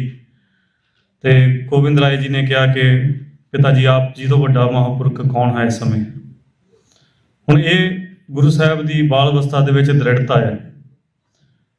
ਇਸ ਦੇ ਨਾਲ ਹੀ ਇਸ ਤੋਂ ਥੋੜ੍ਹਾ ਜਿਹਾ ਜੇ ਪਿੱਛੇ ਨੂੰ ਜਾਈਏ, ਜਦੋਂ ਗੁਰੂ ਸਾਹਿਬ ਪਟਨਾ ਸਾਹਿਬ ਦੇ ਵਿੱਚ ਬਾਲ ਅਵਸਥਾ ਦੇ ਵਿੱਚ ਨੇ ਅਤੇ ਗੁਰੂ ਤੇਗ ਬਹਾਦਰ ਸਾਹਿਬ ਅਸਾਮ ਦੇ ਵਿੱਚ ਪ੍ਰਚਾਰ ਦੇ ਦੌਰੇ 'ਤੇ ਹਨ, ਅਤੇ ਉੱਥੇ ਗੁਰੂ ਸਾਹਿਬ ਦੇ ਕੋਲ ਸੰਦੇਸ਼ ਪਹੁੰਚਦਾ ਆ ਕਿ ਸਾਹਿਬਜ਼ਾਦਾ ਗੋਬਿੰਦ ਰਾਏ ਜੀ ਉਹ ਹਕੂਮਤਾਂ ਨੂੰ ਟਿਚਰਾਂ ਕਰਦੇ ਹਨ ਕਿ ਜਦੋਂ ਕੋਈ ਦੁਨਿਆਵੀ ਰਾਜੇ ਕੋਈ ਉੱਥੋਂ ਦੇ ਜਿਹੜੇ ਸੀਗੇ ਉਹ ਲੰਘਦੇ ਆ ਅਤੇ ਉਹ ਉਹਨਾਂ ਨੂੰ ਵੇਖ ਕੇ ਹੱਸਦੇ ਆ। ਹੁਣ ਕੋਈ ਜਿਹੜਾ ਰਾਜਾ ਆ ਉਹਨੂੰ ਵੇਖ ਕੇ ਕੋਈ ਬਾਲ ਕੋਈ ਹੱਸਦਾ ਆ ਅਤੇ ਉਹਦੇ ਲਈ ਉਹ ਬੜੀ ਸ਼ਰਮ ਵਾਲੀ ਗੱਲ ਹੋ ਜਾਂਦੀ ਆ ਕਿ ਮੈਂ ਕਹਿੰਦਾ ਕਹਾਉਂਦਾ ਰਾਜਾ ਅਤੇ ਮੈਨੂੰ ਵੇਖ ਕੇ ਬੱਚੇ ਹੱਸ ਰਹੇ ਆ। ਇਸ ਕਰਕੇ ਜਿਹੜੇ ਸੇਵਾਦਾਰ ਸੀਗੇ ਉਹ ਗੁਰੂ ਸਾਹਿਬ ਦੇ ਕੋਲ ਸ਼ਿਕਾਇਤ ਲੈ ਕੇ ਗਏ ਕਿ ਸ਼ਾਇਦ ਗੁਰੂ ਸਾਹਿਬ ਉਹਨਾਂ ਨੂੰ ਸਮਝਾਉਣਗੇ। ਗੁਰੂ ਤੇਗ ਬਹਾਦਰ ਮਹਾਰਾਜ ਨੇ ਸਗੋਂ ਉਹਨਾਂ ਨੂੰ ਸਮਝਾਇਆ ਕਿ ਤੁਸੀਂ ਗੋਬਿੰਦ ਰਾਏ ਜੀ ਨੂੰ ਕੁਛ ਨਹੀਂ ਕਹਿਣਾ, ਉਹ ਇਸ ਤਰੀਕੇ ਹੀ ਹਕੂਮਤਾਂ ਨੂੰ ਹਮੇਸ਼ਾ ਹੀ ਮਾਹੌਲ ਦੇ ਰੂਪ ਦੇ ਵਿੱਚ ਜਾਣਨਗੇ। ਸਗੋਂ ਜੇ ਉਹਨਾਂ ਦੇ ਵੱਲੋਂ ਕੋਈ ਹਕੂਮਤਾਂ ਵੱਲੋਂ ਆਉਂਦਾ ਆ ਕੋਈ ਸ਼ਿਕਾਇਤ ਲੈ ਕੇ ਜਾਂ ਉਹਨਾਂ ਦੇ ਨਾਲ ਕੋਈ ਵਿਚਾਰ ਕਰਨ ਲਈ, ਕੋਈ ਗੱਲ ਕਰਨ ਲਈ, ਇਸ ਬਾਰੇ ਚਰਚਾ ਕਰਨ ਲਈ, ਅਤੇ ਤੁਸੀਂ ਉਹਨਾਂ ਨੂੰ ਸਰਾਣੇ ਵਾਲੇ ਪਾਸੇ ਨਹੀਂ ਬਿਠਾਉਣਾ, ਉਹਨਾਂ ਦੇ ਗੋਬਿੰਦ ਰਾਏ ਜੀ ਦੇ ਪੈਂਦਾਂ ਵਾਲੇ ਪਾਸੇ, ਪੈਰਾਂ ਵਾਲੇ ਪਾਸੇ ਬਿਠਾਉਣਾ ਹੈ। ਇਹ ਵੀ ਇੱਕ ਬਹੁਤ ਵੱਡੀ ਜਿਹੜੀ ਆ ਸਿੰਬੋਲਿਕ ਗੱਲ ਸੀਗੀ ਕਿ ਜਦੋਂ ਕੋਈ ਜਿਹੜਾ ਦੁਨੀਆ ਦੇ ਭੂਪਤ ਜਿਵੇਂ ਬਾਣੀ ਦੇ ਵਿੱਚ ਆਉਂਦਾ ਆ, ਧਰਤੀ ਦੇ ਰਾਜੇ ਆ, ਉਸ ਗੁਰੂ ਸਾਹਿਬ ਦੇ ਚਰਨਾਂ ਦੇ ਵਿੱਚ ਹੀ ਗੁਰੂ ਸਾਹਿਬ ਸਾਡੇ ਲਈ ਵੀ ਅਤੇ ਗੁਰੂ ਸਾਹਿਬ ਲਈ ਵੀ ਉਹ ਚਰਨਾਂ ਦੇ ਵਿੱਚ ਉਹਨਾਂ ਦਾ ਸਥਾਨ ਆ। ਇਹ ਸਿੱਖਾਂ ਲਈ ਵੀ ਆ ਗੱਲ, ਖਾਲਸਾ ਪੰਥ ਲਈ ਖਾਸ ਕਰਕੇ, ਕਿ ਅਸੀਂ ਵੀ ਉਹਨਾਂ ਨੂੰ ਸਿਰ 'ਤੇ ਨਹੀਂ ਚੜ੍ਹਾਉਣਾ, ਅਸੀਂ ਵੀ ਉਹਨਾਂ ਨੂੰ ਸਧਾਰਨ ਕਿਉਂਕਿ ਅਸੀਂ ਜਾਣਦੇ ਹਾਂ ਕਿ ਉਹਨਾਂ ਕਿਸ ਤਰੀਕੇ ਦੇ ਨਾਲ ਕਪਟ ਦੇ ਨਾਲ ਰਾਜ ਜਿਹੜੇ ਆ ਸਥਾਪਿਤ ਕੀਤੇ ਜਾਂਦੇ ਆ, ਅਤੇ ਉਹਨਾਂ ਨੂੰ ਉਸੇ ਜਗ੍ਹਾ ਹੀ ਰੱਖਿਆ ਜਾਵੇ। ਇਸ ਤੋਂ ਅੱਗੇ ਜਦੋਂ ਜਿਵੇਂ ਜ਼ਿਕਰ ਆਉਂਦਾ ਆ ਗੁਰੂ ਸਾਹਿਬ ਦੇ ਨਾਲ, ਜਦੋਂ ਗੁਰੂ ਸਾਹਿਬ ਦਿੱਲੀ ਗਏ ਆ, ਪੰਡਤਾਂ ਦੀ ਜਿਹੜੀ ਬੇਨਤੀ ਪ੍ਰਵਾਨ ਕਰਕੇ ਤਕਰੀਬਨ 3 ਮਹੀਨੇ ਦਾ ਸਮਾਂ ਲੱਗਿਆ, ਜਿਸ ਦੇ ਵਿੱਚ ਗੁਰੂ ਸਾਹਿਬ ਨੂੰ ਪਤਾ ਲੱਗਿਆ ਕਿ ਔਰੰਗਜ਼ੇਬ ਆਗਰੇ ਗਿਆ ਹੋਇਆ, ਅਤੇ ਗੁਰੂ ਸਾਹਿਬ ਆਗਰੇ ਵੱਲ ਨੂੰ ਗਏ। ਉੱਥੋਂ ਫਿਰ ਦਿੱਲੀ ਉੱਥੋਂ ਗ੍ਰਿਫਤਾਰ ਕਰਕੇ ਲਿਆਂਦੇ ਗਏ, ਜਿਵੇਂ ਇਤਿਹਾਸ ਸਾਹਿਬ ਜੀ ਨੂੰ ਦੱਸਿਆ ਗਿਆ ਹੈ। ਗੁਰੂ ਸਾਹਿਬ ਦੇ ਨਾਲ 5 ਸਿੱਖ ਸੀਗੇ। ਮੁੱਖ ਤੌਰ 'ਤੇ 3 ਗੁਰਸਿੱਖਾਂ ਦਾ ਨਾਮ ਜਿਹੜੇ ਸ਼ਹੀਦ ਹੋਏ ਉਹਨਾਂ ਦਾ ਨਾਮ ਦੱਸਿਆ ਜਾਂਦਾ ਹੈ, ਪਰ ਨਾਲ ਹੀ ਭਾਈ ਉਦਾ ਜੀ ਅਤੇ ਭਾਈ ਗੁਰਦਿੱਤਾ ਜੀ ਵੀ ਸੀਗੇ। ਜਦੋਂ ਗੁਰੂ ਸਾਹਿਬ ਦੀ ਸ਼ਹਾਦਤ ਹੁੰਦੀ ਆ, ਹੁਣ ਇਹ ਸ਼ਹਾਦਤ ਜਿਹੜੀ ਆ ਇਹ ਮੂਲ ਰੂਪ ਦੇ ਵਿੱਚ ਜਿਹੜੇ ਜਿਵੇਂ ਗੁਰੂ ਸਾਹਿਬ ਦੇ ਬਚਨ ਹੈ, ਭੈ ਕਾਹੂ ਕੋ ਦੇਤਨਾ ਨਹਿ ਪੈ ਮਨ ਧਿਆਨ, ਇਸ ਦੇ ਦੁਆਲੇ ਘੁੰਮਦੀ ਹੈ ਕਿ ਗੁਰੂ ਸਾਹਿਬ ਨੇ ਇਹ ਸਾਨੂੰ ਸਿੱਧ ਕਰਕੇ ਦਿਖਾ ਦਿੱਤਾ ਕਿ ਨਾ ਤਾਂ ਕਿਸੇ ਨੂੰ ਡਰ ਦੇਣਾ ਹੈ, ਨਾ ਕਿਸੇ ਨੂੰ ਡਰਾਉਣਾ ਹੈ। ਉਸ ਮੌਕੇ ਗੁਰੂ ਸਾਹਿਬ ਨੂੰ ਉੱਥੋਂ ਦੇ ਕਾਜ਼ੀਆਂ ਨੇ ਕਿਹਾ ਕਿ ਜੇ ਤੁਸੀਂ ਇਹੀ ਮਰਜ਼ੀ ਹੈ ਤੁਹਾਡੀ, ਅਤੇ ਤੁਹਾਡਾ ਜਿਹੜਾ ਸੀਸ ਹੈ ਇਹ ਦਿੱਲੀ ਦੇ ਵਿੱਚ ਟੰਗਿਆ ਜਾਏਗਾ, ਦਿੱਲੀ ਦੇ ਕਿਲ੍ਹੇ ਦੇ ਬਾਹਰ ਜਾਂ ਗੇਟ ਦੇ ਬਾਹਰ, ਜਿੱਦਾਂ ਵੀ ਮੈਂ ਕਿਹਾ। ਅਤੇ ਗੁਰੂ ਸਾਹਿਬ ਦਾ ਬਚਨ ਸੀਗਾ ਕਿ ਜੇ ਇਹ ਗੱਲ ਹੈ ਤਾਂ ਮੇਰਾ ਸੀਸ ਤੁਹਾਡੇ ਹੱਥ ਵੀ ਨਹੀਂ ਆਏਗਾ। ਉੱਥੋਂ ਸਫ਼ਰ ਸ਼ੁਰੂ ਹੁੰਦਾ ਹੈ ਭਾਈ ਜੈਤਾ ਜੀ ਦਾ। ਹੁਣ ਭਾਈ ਜੈਤਾ ਜੀ ਦਾ ਜੇ ਮੈਂ ਬਿਲਕੁਲ ਬਰੀਫ ਦੇ ਵਿੱਚ ਇਤਿਹਾਸ ਸਾਂਝਾ ਕਰਾਂਗੇ, ਜਿਸ ਤਰੀਕੇ ਉਹਨਾਂ ਦੇ ਪਿਛੋਕੜ ਦੇ ਵਿੱਚ ਉਹਨਾਂ ਦੇ ਘਰ ਮਸੰਦ ਜਦੋਂ ਆਉਂਦੇ ਆ ਅਗਰਾਈ ਕਰਨ, ਅਤੇ ਉਹ ਇਸ ਤਰੀਕੇ ਦੇ ਨਾਲ ਉਹਨਾਂ ਨੂੰ ਭਾਈ ਜੈਤਾ ਜੀ ਨੂੰ ਟਰੀਟ ਕਰਦੇ ਆ ਕਿ ਇਹ ਤਾਂ ਨੀਵੀਂ ਜਾਤ ਦੇ ਆ, ਇਹਨਾਂ ਦਾ ਗੂਠਾ ਨਾ ਸਾਨੂੰ ਛੋ ਜਾਵੇ ਦਾਨ ਪਾਉਣ ਲੱਗਿਆਂ ਦਾ, ਜਾਂ ਜਦੋਂ ਜਿਹੜੇ ਪਾਸਿਓਂ ਹਵਾ 'ਚ ਵਗਦੀ ਆ ਉਹਨਾਂ ਨੂੰ ਕਹਿੰਦੇ ਆ ਕਿ ਤੁਸੀਂ ਇਸ ਪਾਸੇ ਨਹੀਂ ਖਲੋਣਾ, ਤੁਸੀਂ ਦੂਜੇ ਪਾਸੇ ਖਲੋਵੋਗੇ, ਤੁਹਾਡੇ ਵੱਲੋਂ ਆਉਂਦੀ ਹਵਾ ਵੀ ਸਾਡੇ ਵੱਲ ਨੂੰ ਨਾ ਲੱਗ ਜੇ। ਤੋਂ ਬੜੇ ਨਿਰਾਸ਼ ਹੁੰਦੇ ਆ ਤੇ ਆਪਣੇ ਮਾਤਾ ਜੀ ਨੂੰ ਪੁੱਛਦੇ ਆ ਕਿ ਇਹ ਮਸੰਦ ਇਦਾਂ ਦੇ ਨੇ ਤੇ ਗੁਰੂ ਸਾਹਿਬ ਵੀ ਇਦਾਂ ਦੇ ਹੋਣਗੇ। ਤੇ ਉਹਨਾਂ ਦੇ ਮਾਤਾ ਜੀ ਕਹਿੰਦੇ ਨੇ ਕਿ ਨਹੀਂ, ਇਹ ਮਸੰਦ ਨੇ, ਉਹ ਗੁਰੂ ਆ। ਹੁਣ ਇਹਨੂੰ ਵੀ ਆਪਾਂ ਜੇ ਜੌਕੇ ਸਮੇਂ ਦੇ ਵਿੱਚ ਵੀ ਦੇਖੀਏ, ਅਸੀਂ ਕਈ ਵਾਰੀ ਗੁਰੂ ਘਰਾਂ ਦੇ ਗੁਰਦੁਆਰਾ ਸਾਹਿਬ ਦੇ ਪ੍ਰਬੰਧਾਂ ਦੇ ਤੋਂ ਨਿਰਾਸ਼ ਹੁੰਦੇ ਆ।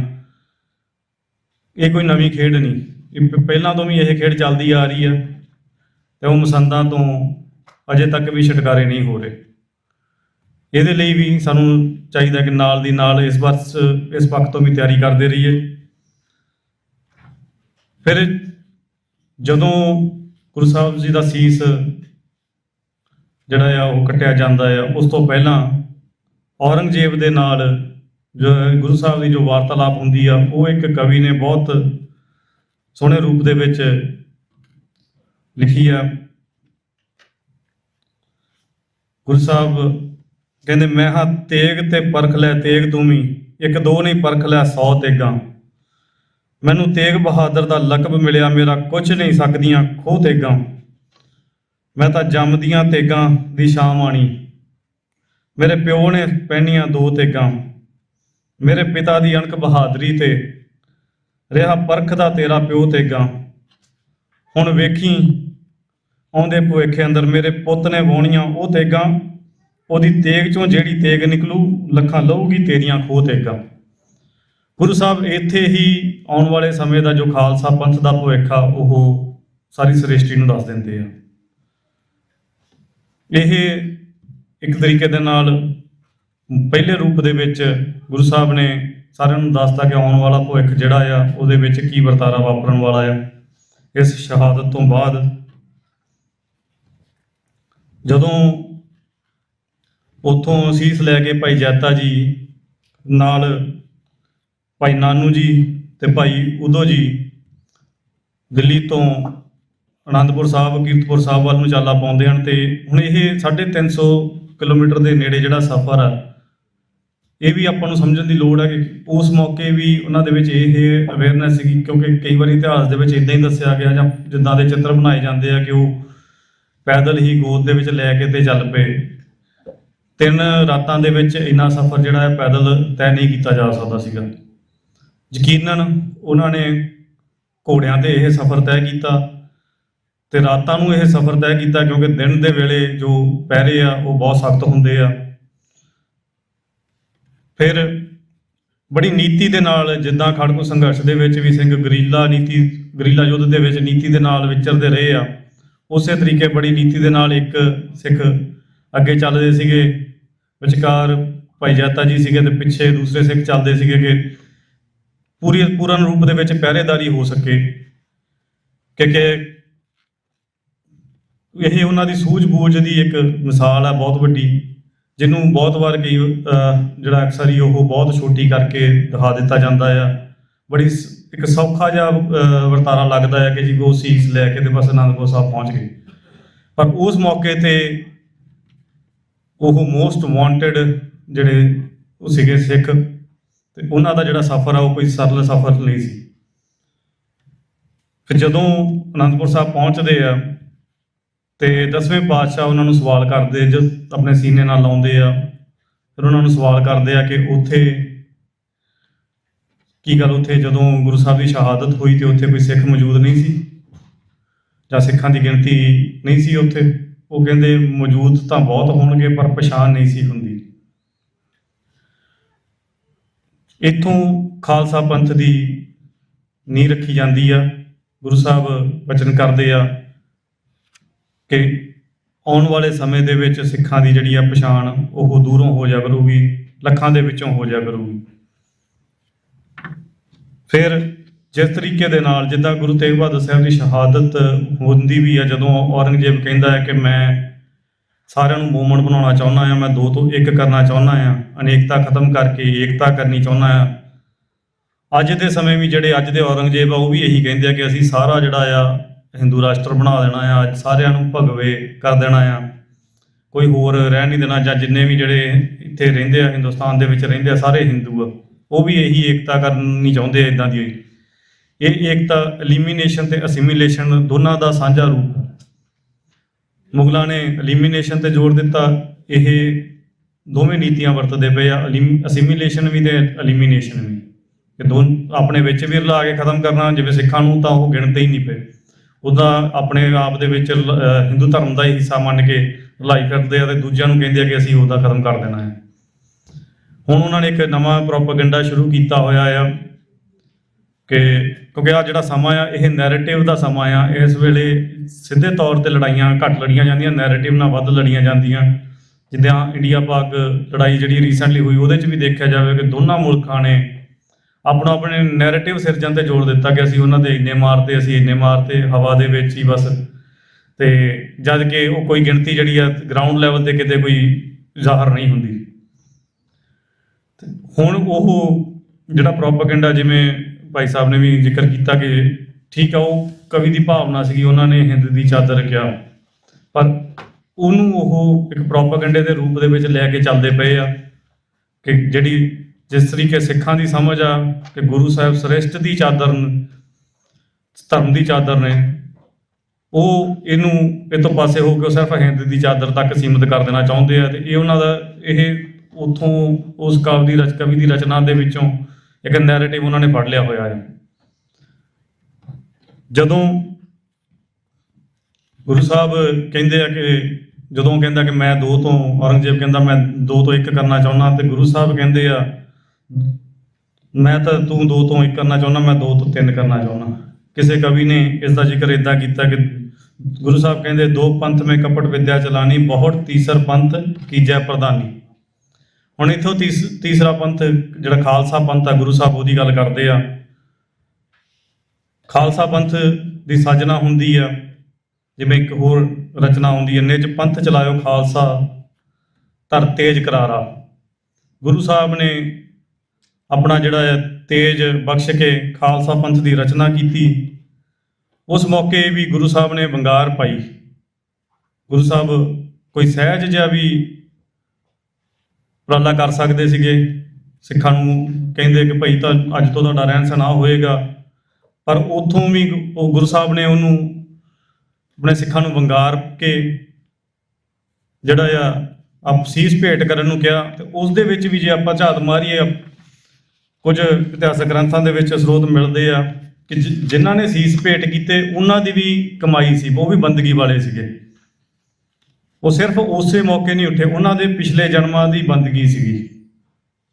ਜਿਵੇਂ ਇੱਕ ਇਤਿਹਾਸ ਦੇ ਵਿੱਚ ਵੀ ਜ਼ਿਕਰ ਆਉਂਦਾ ਹੈ, ਤੇ ਖਾਲਸਾ ਮੂਲ ਮੰਤਰ ਦੇ ਵਿੱਚ ਜੋ ਜ਼ਿਕਰ ਆਉਂਦਾ ਆ ਕਿ ਭਾਈ ਸਾਹਿਬ ਸਿੰਘ ਜੀ ਜਿਹੜੇ 5 ਪਿਆਰਿਆਂ ਦੇ ਵਿੱਚ ਨਿਤਰੇ, ਉਹ ਭਗਤ ਸੈਣ ਜੀ ਦੇ ਅਵਤਾਰ ਸੀਗੇ। ਭਾਈ ਧਰਮ ਸਿੰਘ ਜੀ ਉਹ ਭਾਈ ਧੰਨਾ ਜੀ ਦੇ ਅਵਤਾਰ ਸੀ, ਤੇ ਭਾਈ ਮੋਹਕਮ ਸਿੰਘ ਜੀ ਉਹ ਭਗਤ ਨਾਮਦੇਵ ਜੀ ਦੇ ਅਵਤਾਰ ਸੀਗੇ। ਇਹ ਜ਼ਿਕਰ ਬਹੁਤ ਘੱਟ ਕਿਤੇ ਸੁਣਨ ਨੂੰ ਮਿਲਦਾ ਆ, ਪਰ ਖਾਲਸਾ ਮੂਲ ਮੰਤਰ ਦੇ ਵਿੱਚ ਇਹ ਦਰਜ ਆ। ਉਹਨਾਂ ਦੀ ਵੀ ਜਿਹੜੀ ਪਿਛਲੀ ਬੰਦਗੀ ਆ, ਉਸੇ ਤੋਂ ਹੀ ਉਹ ਗੁਰੂ ਜਦੋਂ 80,000 ਦਾ ਕੱਟ ਸੀਗਾ, ਉਹਦੇ ਵਿੱਚੋਂ ਗੁਰੂ ਸਾਹਿਬ ਨੂੰ ਸੀਸ ਭੇਟ ਜੇ ਕਰਨ ਲਈ ਵੀ ਪ੍ਰਵਾਨ ਹੋਏ। ਤੇ ਉਹ ਵੀ ਅਕਾਲ ਪੁਰਖ ਦੀ ਖੇਡ ਇੱਦਾਂ ਹੀ ਸੀਗੀ ਕਿ ਉਹ ਬੰਦਗੀ ਤੋਂ ਹੀ ਉੱਥੇ ਤੱਕ ਵੀਰ ਰਸ ਤੱਕ ਪਹੁੰਚੇ।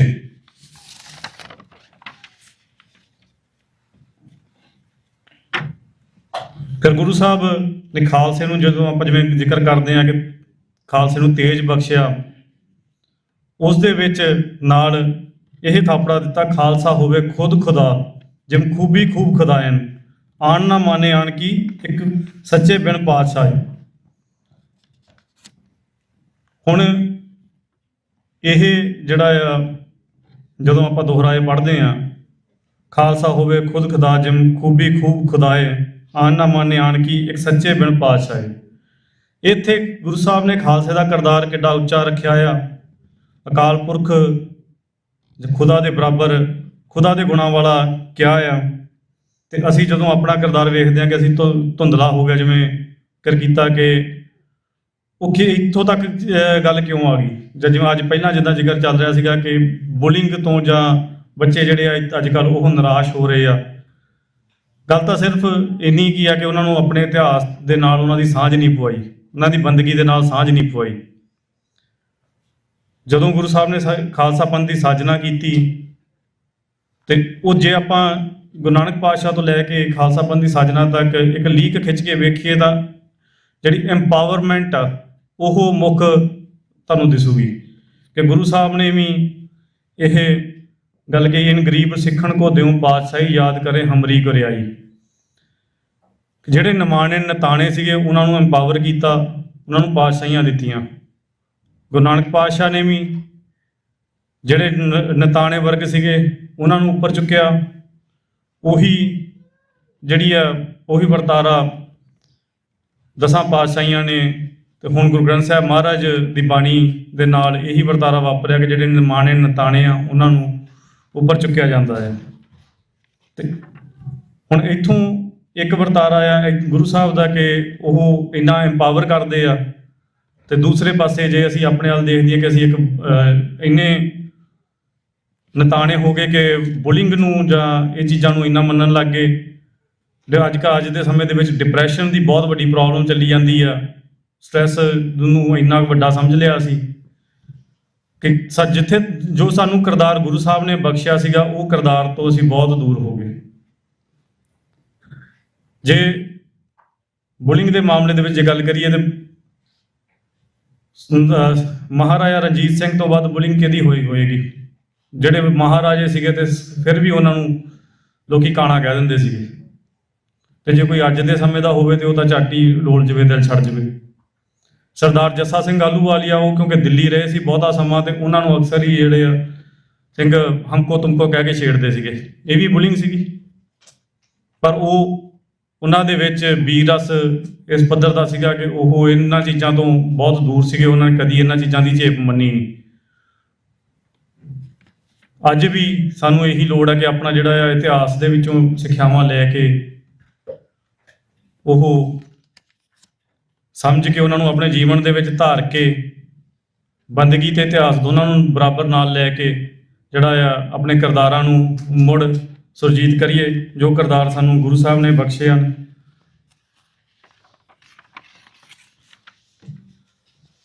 ਜਿਵੇਂ ਪਹਿਲਾਂ ਜ਼ਿਕਰ ਚੱਲਦਾ ਸੀਗਾ ਕਿ ਅੱਜ ਦੇ ਸਮੇਂ ਭਾਈ ਬਲਪ੍ਰੀਤ ਸਿੰਘ ਜ਼ਿਕਰ ਕਰਕੇ ਗਏ ਕਿ ਡਰ ਸਾਡੇ ਲਈ ਭੈ ਜਿਹੜਾ ਆ, ਜਿਸ ਭੈ ਤੋਂ ਗੁਰੂ ਸਾਹਿਬ ਨੇ ਮੁਕਤ ਹੋਣ ਲਈ ਕਿਹਾ, ਉਹ ਭੈ ਸਾਡੇ ਲਈ ਬਹੁਤ ਵੱਡਾ ਹੋ ਗਿਆ। ਉਸ ਭੈ ਦੇ ਕਰਕੇ ਅਸੀਂ ਕਈ ਵਾਰੀ ਸੋਚਦੇ ਹਾਂ ਕਿ ਨਹੀਂ ਅਸੀਂ ਆਹ ਗੱਲ ਨਹੀਂ ਕਰਨੀ, ਜੇ ਆਹ ਗੱਲ ਕੀਤੀ ਤੇ ਸਾਡੇ ਤੇ ਇਸ ਤਰੀਕੇ ਦਾ ਐਕਸ਼ਨ ਹੋ ਸਕਦਾ ਆ। ਉਹ ਜਦ ਕਿ ਪੁਰਾਣੇ ਸਿੰਘਾਂ ਦੀ ਪੁਰਾਤਨ ਸਮੇਂ ਦੇ ਵਿੱਚ ਇਹ ਬਿਰਤੀ ਹੁੰਦੀ ਸੀਗੀ ਕਿ ਉਹ ਕਹਿੰਦੇ ਸੀ ਖਾਲਸੇ ਦੇ ਦੋਵਾਂ ਹੱਥਾਂ ਦੇ ਵਿੱਚ ਲੱਡੂ ਆ, ਕਿ ਜੇ ਜੰਗ ਜਿੱਤ ਗਏ ਤਾਂ ਧਰਤੀ ਤੇ ਰਾਜ ਮਿਲ ਜਾਏਗਾ, ਤੇ ਜੇ ਸ਼ਹੀਦੀ ਪਾ ਗਏ ਤਾਂ ਗੁਰੂ ਸਾਹਿਬ ਪਰਲੋਕ ਦਾ ਰਾਜ ਦੇਣਗੇ। ਹੁਣ ਇਹ ਬਿਰਤੀ ਹੋਈ ਸੀਗੀ ਜਿਹੜੀ ਉਹਨਾਂ ਨੂੰ ਦਲੇਰੀ ਤੇ ਜਜ਼ਬੇ ਬਖਸ਼ਦੀ ਸੀਗੀ। ਸਾਨੂੰ ਇਹੀ ਲੋੜ ਹੈ ਕਿ ਮੁੜ ਜਿਹੜੀ ਆ ਉਹ ਬਿਰਤੀ ਆਪਣੇ ਵਿੱਚ ਦੁਬਾਰਾ ਸੁਰਜੀਤ ਕਰੀਏ। ਜਿਹੜੀ ਆਪਾਂ ਅੱਜ ਕਾਨਫਰੰਸ ਵੀ ਕਰ ਰਹੇ ਹਾਂ, ਇਹਦਾ ਮਕਸਦ ਇਹੀ, ਇੱਕ ਆਪਾਂ ਇਤਿਹਾਸ ਸੁਣਦੇ ਹਾਂ, ਫਿਰ ਇਤਿਹਾਸ ਵਿਚਾਰਦੇ ਹਾਂ, ਤੇ ਤੀਸਰਾ ਉਹਦਾ ਸਟੈਪ ਹੁੰਦਾ ਇਤਿਹਾਸ ਤੋਂ ਸੇਧ ਲੈਣਾ।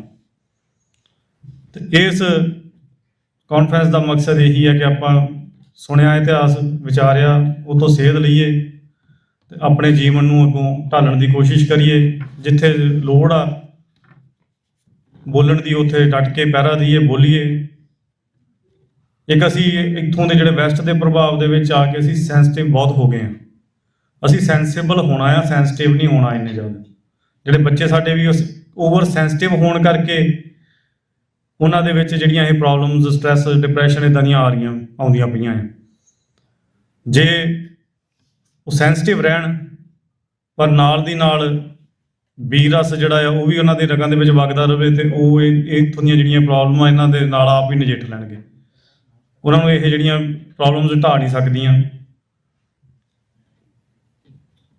ਬਾਕੀ ਇੱਕ ਜਿਹੜਾ ਵਰਤਾਂਤ ਜਿਵੇਂ ਚੱਲ ਰਿਹਾ ਕਿ ਔਰੰਗਜ਼ੇਬ ਨੂੰ, ਹੁਣ ਜਿਹੜੀ ਅੱਜ ਦੇ ਹੁਕੂਮਤ ਵੀ ਆ ਇੰਡੀਆ ਦੀ ਜਿਹੜੀ ਰਜਾਇਮ ਆ, ਉਹ ਔਰੰਗਜ਼ੇਬ ਨੂੰ ਤਾਂ ਬਹੁਤ ਪਾਥਰੀ ਪੇਸ਼ ਕਰਦੀ ਆ, ਪਰ ਆਪਣੇ ਆਪ ਨੂੰ ਉਹ ਇਸ ਤਰੀਕੇ ਪੇਸ਼ ਕਰਦੇ ਆ ਕਿ ਨਹੀਂ ਅਸੀਂ ਤਾਂ ਜੀ ਬਹੁਤ ਧਰਮੀ ਆ। ਪਰ ਉਹ ਜਿਹੜਾ ਧਰਮ ਦਾ ਮਖੌਟਾ ਪਾ ਕੇ ਜੋ ਉਹ ਕਰ ਰਹੇ ਆ ਕਰਮ ਜਿਸ ਤਰੀਕੇ ਦੇ, ਮੈਂ ਕਈ ਵਾਰੀ ਸੋਚਦਾ ਹੁੰਦਾ ਕਿ ਇਹ ਜਿਵੇਂ ਇੱਕ ਅੰਗਰੇਜ਼ੀ ਦਾ ਸ਼ਬਦ ਆ ਤੇਜਾਬੂ, ਕਿ ਤੁਹਾਨੂੰ ਐਂ ਲੱਗਦਾ ਕਿ ਇਹ ਚੀਜ਼ ਤੋਂ ਪਹਿਲਾਂ ਹੋ ਚੁੱਕੀ ਆ, ਰੈਪੀਟੀਸ਼ਨ। ਇਹ ਜਿਹੜੀ ਖੇਡ ਆ ਇਹ ਸਾਰੀ ਰੈਪੀਟੀਸ਼ਨ ਦੇਜਾਵੂ ਵਾਂਗੂ ਹੀ ਆ ਕਿ ਰੈਪੀਟੀਸ਼ਨ ਹੋਈ ਜਾਂਦੀ ਪਈ ਆ। ਕਿਸੇ ਸਮੇਂ ਦੇ ਵਿੱਚ ਗੁਰੂ ਤੇਗ ਬਹਾਦਰ ਮਹਾਰਾਜ ਨੇ ਅਸਾਮ ਦੇ ਵਿੱਚ ਜਾ ਕੇ ਸਿੱਖੀ ਦਾ ਪ੍ਰਚਾਰ ਕੀਤਾ, ਬੰਦਗੀ ਕੀਤੀ। ਅੱਜ ਦੇ ਸਮੇਂ ਦੇ ਵਿੱਚ ਵੀ ਗੁਰੂ ਸਾਹਿਬ ਦੇ ਸਿੱਖ ਜਿਹੜੇ ਆ ਉਹ ਭਾਵੇਂ ਕਿਸੇ ਤਰੀਕੇ ਵਿਧ ਬਣੀ ਅਸਾਮ ਦੇ ਵਿੱਚ ਜਾ ਕੇ ਉੱਥੇ ਬੰਦਗੀ ਕਰਦੇ ਪਏ ਆ। ਤੇ ਇਸ ਗੱਲ ਦੀ ਅੱਜ ਦੇ ਜਿਹੜੇ ਔਰੰਗੇ ਆ ਉਹ ਆਪ ਆਪਣੀਆਂ ਸਪੀਚਾਂ ਦੇ ਵਿੱਚ ਇਹ ਗੱਲਾਂ ਕਬੂਲਦੇ ਆ। ਉਹ ਆਪ ਮੰਨਦੇ ਪਏ ਆ ਜੀ ਉੱਥੇ ਬੈਠ ਕੇ ਉਹ ਗੁਰੂ ਗ੍ਰੰਥ ਸਾਹਿਬ ਦੀ ਬਾਣੀ ਪੜ੍ਹਦੇ ਪਏ ਆ। ਸਾਡੇ ਲਈ ਤਾਂ ਇਹ ਖੁਸ਼ੀ ਵਾਲੀ ਗੱਲ ਆ ਕਿ ਸਾਡੇ ਸਿੰਘ ਡੋਲੇ ਨਹੀਂ। ਜਦੋਂ ਇਹਨਾਂ ਦੇ ਜਿਨ੍ਹਾਂ ਨੂੰ ਇਹ ਬਹੁਤ ਸਾਵਰਕਰ ਜਾਂ ਹੋਰ ਜਿਨ੍ਹਾਂ ਨੂੰ ਇਹ ਬਹੁਤ ਮੰਨਦੇ ਆ, ਉਹ ਜਦੋਂ ਅੰਗਰੇਜ਼ਾਂ ਦੀਆਂ ਜੇਲ੍ਹਾਂ ਦੇ ਵਿੱਚ ਸੀਗੇ ਤੇ ਉਹ ਤਰਲੇ ਲੈਂਦੇ ਸੀਗੇ, ਤੜਫਦੇ ਸੀ। ਭਾਈ ਰਣਧੀਰ ਸਿੰਘ ਜੀ ਜ਼ਿਕਰ ਕਰਦੇ ਕਿ ਉਹਨਾਂ ਨੂੰ ਉੱਥੇ ਉਹਨਾਂ ਦੀਆਂ ਚੀਕਾਂ ਸੁਣਦੀਆਂ ਸੀਗੀਆਂ, ਰੋਣ ਦੀਆਂ ਆਵਾਜ਼ਾਂ ਸੁਣਦੀਆਂ ਸੀ। ਤੇ ਜਦ ਕਿ ਸਾਡੇ ਜਿਹੜੇ ਸਿੰਘ ਆ ਜੇਲ੍ਹਾਂ ਦੇ ਵਿੱਚ ਵੀ ਉਹ ਬਿਲਕੁਲ ਗੁਰੂ ਸਾਹਿਬ ਤੋਂ ਸੇਧ ਲੈ ਕੇ ਉਸੇ ਤਰੀਕੇ ਉਸੇ ਲੀ ਤੇ ਤੁਰ ਕੇ ਉੱਥੇ ਵੀ ਬੰਦਗੀ ਕਰਦੇ ਪਏ ਆ, ਬਾਣੀ ਪੜ੍ਹਦੇ ਪਏ ਆ। ਇੱਕ ਵਾਰ ਜਿਹੜਾ ਆ ਸਿੰਘਾਂ ਤੇ ਕਈ ਵਾਰੀ ਇਲਜ਼ਾਮ ਲੱਗਦਾ ਸੀਗਾ ਕਿ ਜੀ ਇਹਨਾਂ ਨੇ ਇਹਦਾ ਜੀ ਦੇਖੋ ਕੱਲ ਭਾਈ ਖਾਸ ਕਰਕੇ ਭਾਈ ਅੰਮ੍ਰਿਤਪਾਲ ਸਿੰਘ ਤੇ ਕਿ ਕੱਲ ਇਹ ਕੇਸ ਕੱਟਦਾ ਸੀਗਾ ਇੱਕਦਮ ਅੰਮ੍ਰਿਤ ਛਕ ਕੇ ਤੇ ਇਹ ਹੁਣ ਪ੍ਰਚਾਰ ਕਰਨ ਤੁਰ ਪਿਆ, ਇਹਨੇ ਕਿ ਕਮਾਈ ਨਹੀਂ ਕੀਤੀ। ਮੈਂ ਸੋਚਦਾ ਹੁੰਦਾ ਸ਼ਾਇਦ ਉਹ ਮਹਾਰਾਜ ਨੇ ਉਹਨੂੰ ਸਮਾਂ ਬਖਸ਼ਤਾ ਕਿ ਤੂੰ ਕਮਾਈ ਕਰ ਲਾ ਭਾਈ, ਤੇਰੇ ਤੇ ਇਹ ਦੋ ਲੱਗਦਾ ਨਾ। ਹੁਣ ਤਾਂ ਚਲੋ ਉਂਗਲਾਂ ਚੱਕਣ ਵਾਲਿਆਂ ਨੇ ਚੱਕੀ ਜਾਣੀਆਂ ਆ। ਇਹ ਵੀ ਭਾਈ ਗੁਰਬੰਦਰ ਸਿੰਘ ਹੋਰਾਂ ਨੇ ਬਹੁਤ ਵਧੀਆ ਤਰੀਕੇ ਨਾਲ ਸਮਝਾਇਆ ਕਿ ਅਸੀਂ ਇਹ ਚੀਜ਼ਾਂ ਤੋਂ ਗੁਰਖਰੇਵਿਆਂ ਤੋਂ ਵਿਰੋਧਾਂ ਵੱਲ ਨੂੰ ਨਾ ਜਾਈਏ, ਉੱਥੋਂ ਏਕੇ ਵੱਲ ਨੂੰ ਆਈਏ, ਇਕੱਠੇ ਹੋਈਏ, ਇੱਕ ਸੁਰ ਕਰੀਏ। ਪਰ ਫਿਰ ਵੀ ਚਲੋ ਜਿਨ੍ਹਾਂ ਦੀ ਸੇਵਾ ਮਹਾਰਾਜ ਨੇ ਜੋ ਲਾਈ ਹੋਈ ਆ ਉਹਨਾਂ ਨੇ ਆਪੋ ਆਪਣੀ ਸੇਵਾ ਨਿਭਾਉਣੀ ਆ। ਤੇ ਮੈਂ ਸਮਝਦਾ ਹੁੰਦਾ ਕਿ ਉਹਨਾਂ ਸਿੰਘਾਂ ਨੂੰ ਗੁਰੂ ਸਾਹਿਬ ਨੇ ਇਹ ਸਮਾਂ ਦਿੱਤਾ ਆ, ਉਹ ਉੱਥੇ ਨਾਮ ਦੀ ਕਮਾਈ ਜਿਹੜੀ ਆ ਉਹ ਕਰ ਰਹੇ ਆ।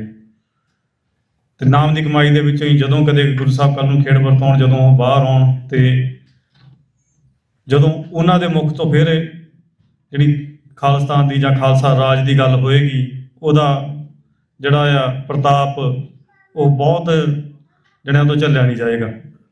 ਇਹੀ ਫਰਕ ਤਾਂ ਇੰਨਾ ਕਿ ਹੁੰਦਾ ਨਾ, ਜਦੋਂ ਕੋਈ ਬੰਦਗੀ ਵਾਲਾ ਆ ਕੇ ਗੱਲ ਕਰਦਾ ਆ, ਜਿਵੇਂ ਸਰਦਾਰ ਅਜਮੇਰ ਸਿੰਘ ਗੱਲ ਕਰਦੇ ਸੀਗੇ, ਕਹਿੰਦੇ ਕਿ 1975 ਦਾ ਵੀ ਜਿਹੜਾ ਆ ਗੁਰੂ ਤੇਗ ਬਹਾਦਰ ਸਾਹਿਬ ਦਾ 300 ਸਾਲਾ ਸ਼ਹੀਦੀ ਸਮਾਗਮ ਉਹਨਾਂ ਨੇ ਵੇਖਿਆ ਤੇ ਅੱਜ ਦਾ ਵੀ ਦੇਖ ਰਹੇ ਆ 350 ਸਾਲਾ ਵੀ।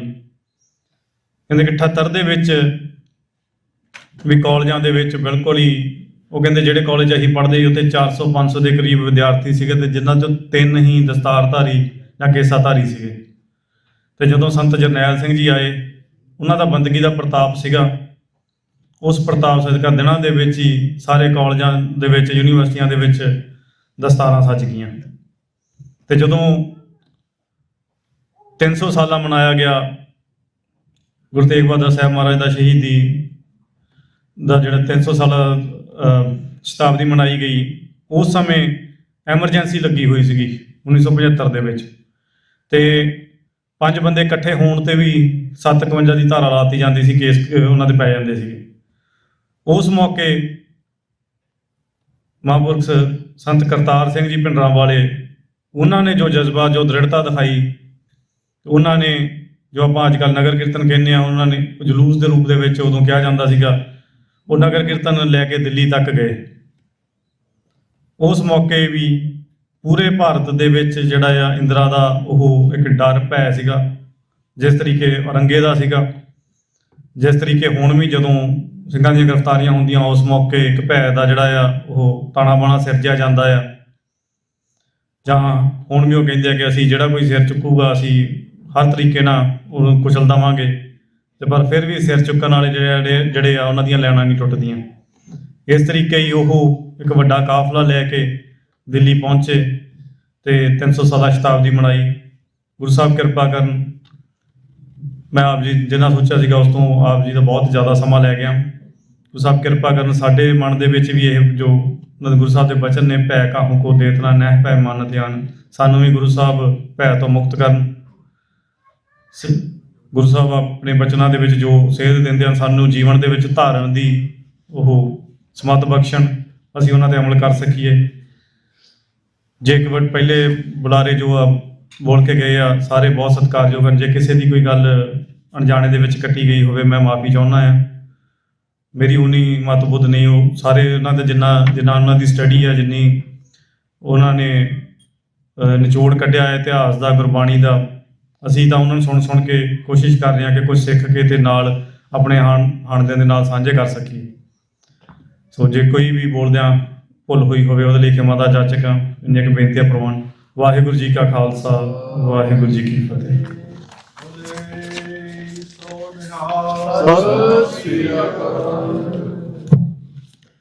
ਹਾਂਜੀ, ਸੋ ਇਸ ਦੇ ਨਾਲ ਹੀ ਅਸੀਂ ਅੱਜ ਦਾ ਜੋ ਕਾਨਫਰੰਸ ਆ ਉਸ ਦੀ ਸਮਾਪਤੀ ਵੱਲ ਜਾਂਦੇ ਆ। ਤੇ ਜਿਹੜੇ ਇਸ ਵੇਲੇ ਸੇਵਾਦਾਰ ਜਿਨ੍ਹਾਂ ਨੇ ਇਸ ਕਾਨਫਰੰਸ ਨੂੰ ਇੱਕ ਰਿਐਲਿਟੀ ਬਣਾਇਆ, ਉਹਨਾਂ ਦੀ ਰੈਕਗਨੀਸ਼ਨ ਕਰਨੀ ਜ਼ਰੂਰੀ ਆ।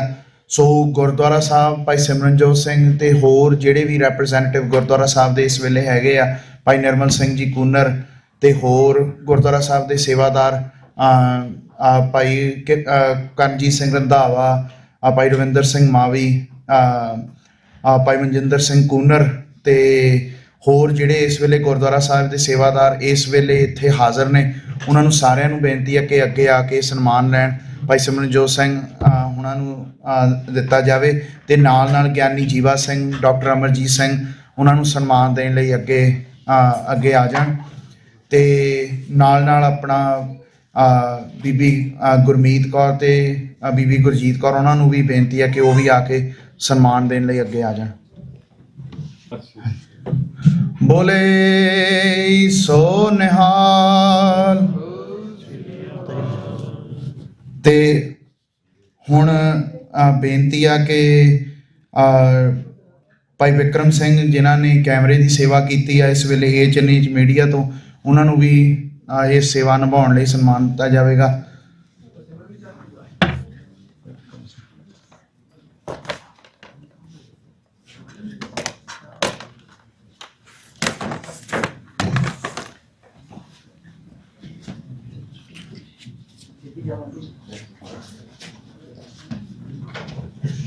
ਬੋਲੇ ਸੋ ਨਿਹਾਲ। ਤੇ ਹੁਣ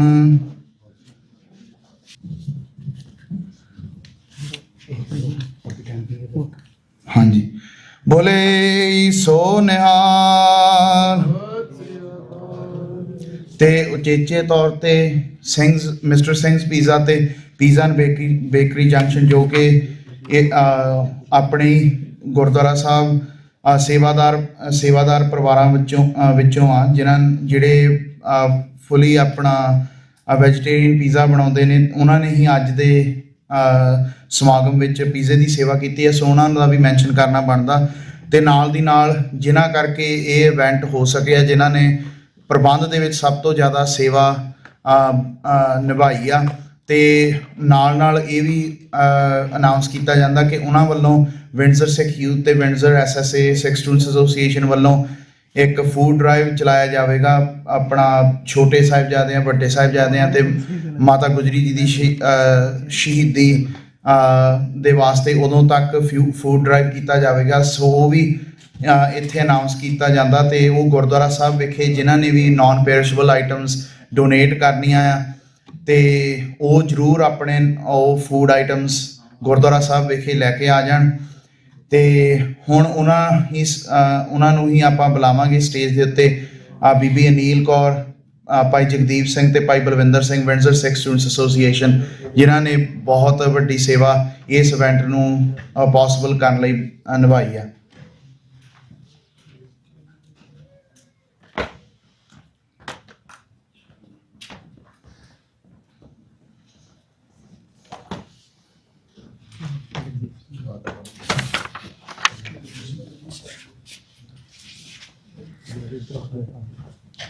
ਬੋਲੇ ਸੋ ਨਿਹਾਲ।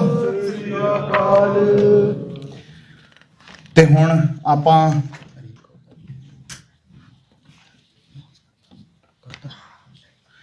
ਹੁਣ ਆਪਾਂ ਬਸ ਇਸ ਕਾਨਫਰੰਸ ਦੀ ਸਮਾਪਤੀ ਕਰਦੇ ਹਾਂ।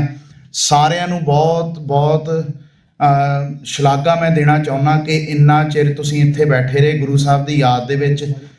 ਗੁਰੂ ਸਾਹਿਬ ਦੀ ਯਾਦ ਦੇ ਵਿੱਚ ਬਹੁਤ ਵੱਖਰੇ ਵੱਖਰੇ ਤਰ੍ਹਾਂ ਦੀਆਂ ਵਿਚਾਰਾਂ ਹੋਈਆਂ, ਪਰ ਮੇਨ ਚੀਜ਼ ਆਪਾਂ ਇਹੀ ਯਾਦ ਰੱਖਣੀ ਆ ਕਿ ਗੁਰੂ ਸਾਹਿਬ ਦੀ ਜਿਹੜੀ ਸੋਭਾ ਆ ਉਹ ਅਥਾਹ ਆ, ਤੇ ਉਹਦੇ ਵਿੱਚ ਬਹੁਤ ਸੰਖੇਪ ਰੂਪ ਦੇ ਵਿੱਚ ਬਹੁਤ ਸੀਮਤ ਸਮੇਂ ਦੇ ਵਿੱਚ, ਅਸਲ ਵਿੱਚ ਈਵਨ ਸਾਰਾ ਦਿਨ ਸਾਡਾ ਲੱਗ ਗਿਆ, ਪਰ ਬਹੁਤ ਸੀਮਤ ਸਮੇਂ ਦੇ ਵਿੱਚ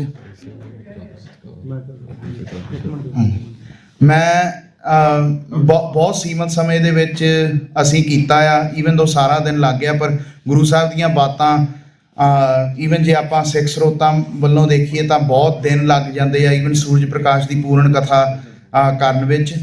ਤੇ ਮੈਂ ਇਹੀ ਸਾਰਿਆਂ ਨੂੰ ਬੇਨਤੀ ਕਰਦਾ ਕਿ ਇੱਕ ਹੋਰ ਚੀਜ਼ ਜਿਹੜੀ ਇੱਥੇ ਮੈਂਸ਼ਨ ਕਰਨੀ ਜ਼ਰੂਰੀ ਹੈ ਕਿ ਜਦੋਂ ਆਪਾਂ ਪੰਥਕ ਤੌਰ ਦੇ ਉੱਤੇ ਲੀਡਰਸ਼ਿਪ ਵੱਲ ਦੇਖਦੇ ਹਾਂ ਤਾਂ ਗੁਰੂ ਤੇਗ ਬਹਾਦਰ ਸਾਹਿਬ ਦੀ ਜਿਹੜੀ ਗੁਰਤਾ ਗੱਦੀ ਦੀ ਜਿਹੜੀ ਸਾਖੀ ਆ ਉਹ ਸਪਸ਼ਟ ਤੌਰ ਤੇ ਸਾਨੂੰ ਇਸ ਚੀਜ਼ ਵੱਲ ਪ੍ਰੇਰਦੀ ਆ ਕਿ ਜਿਹੜੀ ਸਿੱਖ ਦਾ ਜਿਹੜਾ ਭਰੋਸਾ ਆ ਗੁਰੂ ਤੇ, ਉਹ ਅਸਲ ਵਿੱਚ ਖੋਟੇ ਖਰੇ ਦੀ ਪਛਾਣ ਕਰਨ ਦੇ ਵਿੱਚ, ਈਵਨ ਜਦੋਂ ਕੋਈ ਫੇਕ ਲੀਡਰਸ਼ਿਪ ਬੈਠੀ ਹੋਵੇ ਪੰਥ ਦੇ ਵਿੱਚ ਤਾਂ ਉਹਦੇ ਵਿੱਚ ਸਿੱਖ ਦਾ ਜਿਹੜਾ ਭਰੋਸਾ ਆ ਉਹ ਉਹਨੂੰ ਅਸਲੀਅਤ ਤੱਕ, ਉਹਨੂੰ ਖਰੇ ਤੱਕ ਲੈ ਜਾਂਦਾ ਹੈ। ਜਿੱਦਾਂ ਭਾਈ ਮੱਖਣ ਸ਼ਾਹ ਦੇ ਭਰੋਸੇ ਜਾਂ ਉਹਨਾਂ ਦੀ ਸ਼ਿੱਦਤ, ਉਹਨਾਂ ਦੇ ਸਿਦਕ ਨੇ ਉਹਨਾਂ ਨੂੰ ਉਸ ਮੁਕਾਮ ਤੱਕ ਪਹੁੰਚਾਇਆ ਜਿੱਥੇ ਗੁਰੂ ਸਾਹਿਬ ਸੀਗੇ।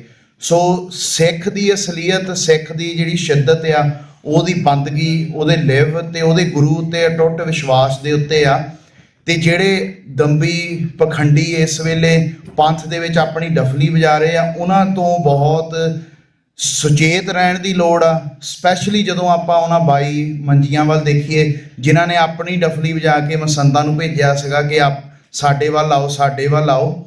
ਸੋ ਜਿਹੜਾ ਆਪਣੀ ਡਫਲੀ ਤੇ ਆਪਣੀ ਸ਼ੋਭਾ ਕਰ ਰਿਹਾ ਉਹ ਚਾਹੇ ਜਿਹੜਾ ਮਰਜ਼ੀ ਹੋਵੇ, ਪਰ ਸਾਡੇ ਲਈ ਸਾਡਾ ਬ੍ਰਿਜ ਰਿਐਲਿਟੀ, ਖੋਟੇ ਖਰੇ ਦੀ ਜਿਹੜੀ ਰਿਐਲਿਟੀ ਦੇ ਵਿੱਚ ਜਿਹੜੀ ਬ੍ਰਿਜ ਆ ਉਹ ਡਫਲੀ ਵਜਾਉਣ ਵਾਲਿਆਂ ਦੇ ਵਿੱਚ ਨਹੀਂ ਆ, ਉਹਨਾਂ ਦੇ ਵਿੱਚ ਆ ਜੋ ਨਿਮਾਣੇ ਤੌਰ ਤੇ ਗੁਰੂ ਸਾਹਿਬ ਤੇ ਗੁਰੂ ਸਾਹਿਬ ਦੇ ਪੰਥ ਦੀ ਸੇਵਾ ਕਰ ਰਹੇ ਆ।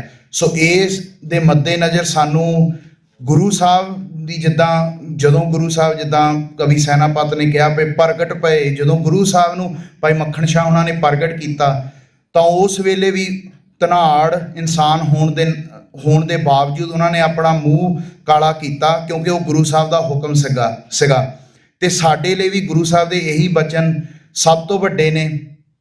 ਇਹੀ ਚੀਜ਼ ਸਾਡੇ ਲਈ ਉਹ ਬ੍ਰਿਜ ਗੈਪ ਕਰਦੀ ਹੈ, ਜਿਹੜਾ ਸਿਦਕ ਆ ਸਿੱਖ ਦਾ, ਜਿਹੜਾ ਅੰਤਲੇ ਸਵਾਸਾਂ ਤੱਕ ਚਾਹੇ ਕੋਈ ਨਾ ਜਾਣੇ, ਚਾਹੇ ਕਿਸੇ ਨੂੰ ਨਾ ਪਤਾ ਹੋਵੇ। ਤੇ ਗੁਰੂ ਸਾਹਿਬ ਦੇ ਵੀ ਜਦੋਂ ਆਪਾਂ ਸਤਿਗੁਣ ਦੇਖਦੇ ਹਾਂ ਤਾਂ ਗੁਰੂ ਸਾਹਿਬ ਨੇ ਵੀ ਆਪਣੇ ਆਪ ਨੂੰ ਪ੍ਰਗਟ ਹੋਣ ਦੀ ਇੱਛਾ ਦੇ ਵਿੱਚ ਉਹ ਉਸ ਵੇਲੇ ਪ੍ਰਗਟ ਨਹੀਂ ਸੀ ਹੋ ਰਹੇ, ਪਰ ਉਸ ਦੇ ਨਾਲ ਸਿੱਖ ਦੀ ਸ਼ਿੱਦਤ ਨੇ ਉਸ ਅਸਲੀਅਤ ਤੱਕ ਉਹਨੂੰ ਲੈ ਕੇ ਗਏ। ਤੇ ਉਹੀ ਚੀਜ਼ ਸਾਨੂੰ ਅਸਲੀਅਤ ਤੇ ਟਰੂ ਪੰਥਕ ਲੀਡਰਸ਼ਿਪ ਦੇ ਯੋਗ ਤੇ ਉਹਨੂੰ ਲੱਭਣ ਯੋਗ ਬਣਾਵੇਗੀ ਤੇ ਜਿਹੜੇ ਆਪਣੀਆਂ ਡਫਲੀਆਂ ਵਜਾ ਰਹੇ ਆ ਉਹਨਾਂ ਤੋਂ ਸੁਚੇਤ ਰੱਖੇਗੀ। ਸੋ ਇਹਨਾਂ ਕਹਿੰਦਾ ਹੋਇਆ ਖਿਮਾ ਦਾ ਜਾਚਕ ਆ। ਮੈਂ ਅਖੀਰਲੇ ਤੌਰ ਤੇ ਵਿੰਡਜ਼ਰ ਦੇ SSA ਵੱਲੋਂ ਸਾਰੀਆਂ ਸੰਗਤਾਂ ਨੂੰ ਇੱਕ ਸੁਨੇਹਾ ਦੇਣਾ, ਉਹਨਾਂ ਨੇ ਇੱਕ ਸੰਗਤ ਨੂੰ ਥੈਂਕ ਯੂ ਕਹਿਣਾ ਆ ਇਸ ਇਵੈਂਟ ਲਈ, ਇਸ ਸਾਰੇ ਪ੍ਰਬੰਧ ਲਈ। ਸੋ ਉਹਨਾਂ ਦਾ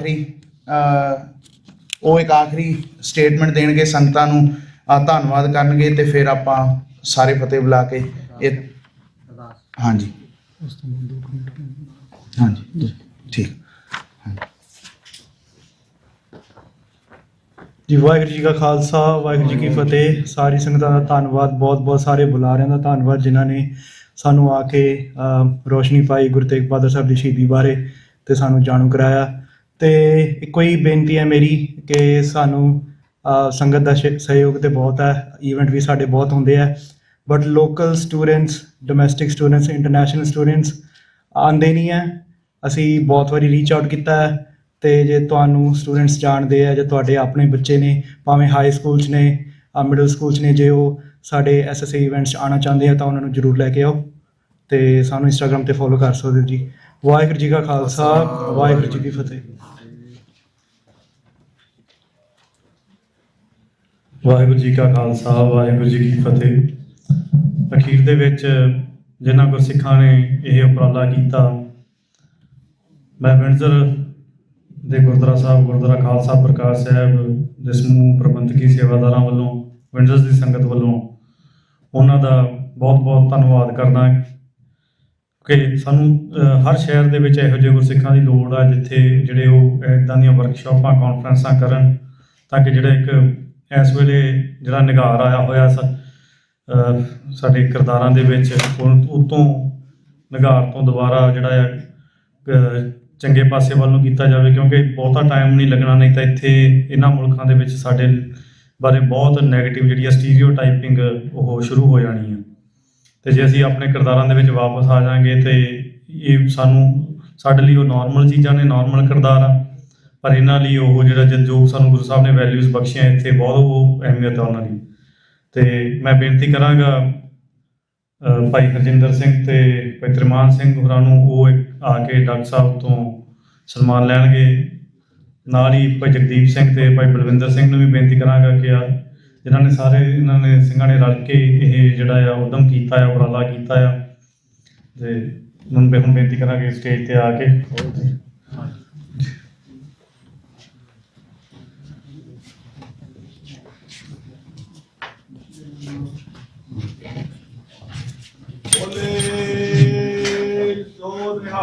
ਸਤਿ ਸ੍ਰੀ ਅਕਾਲ।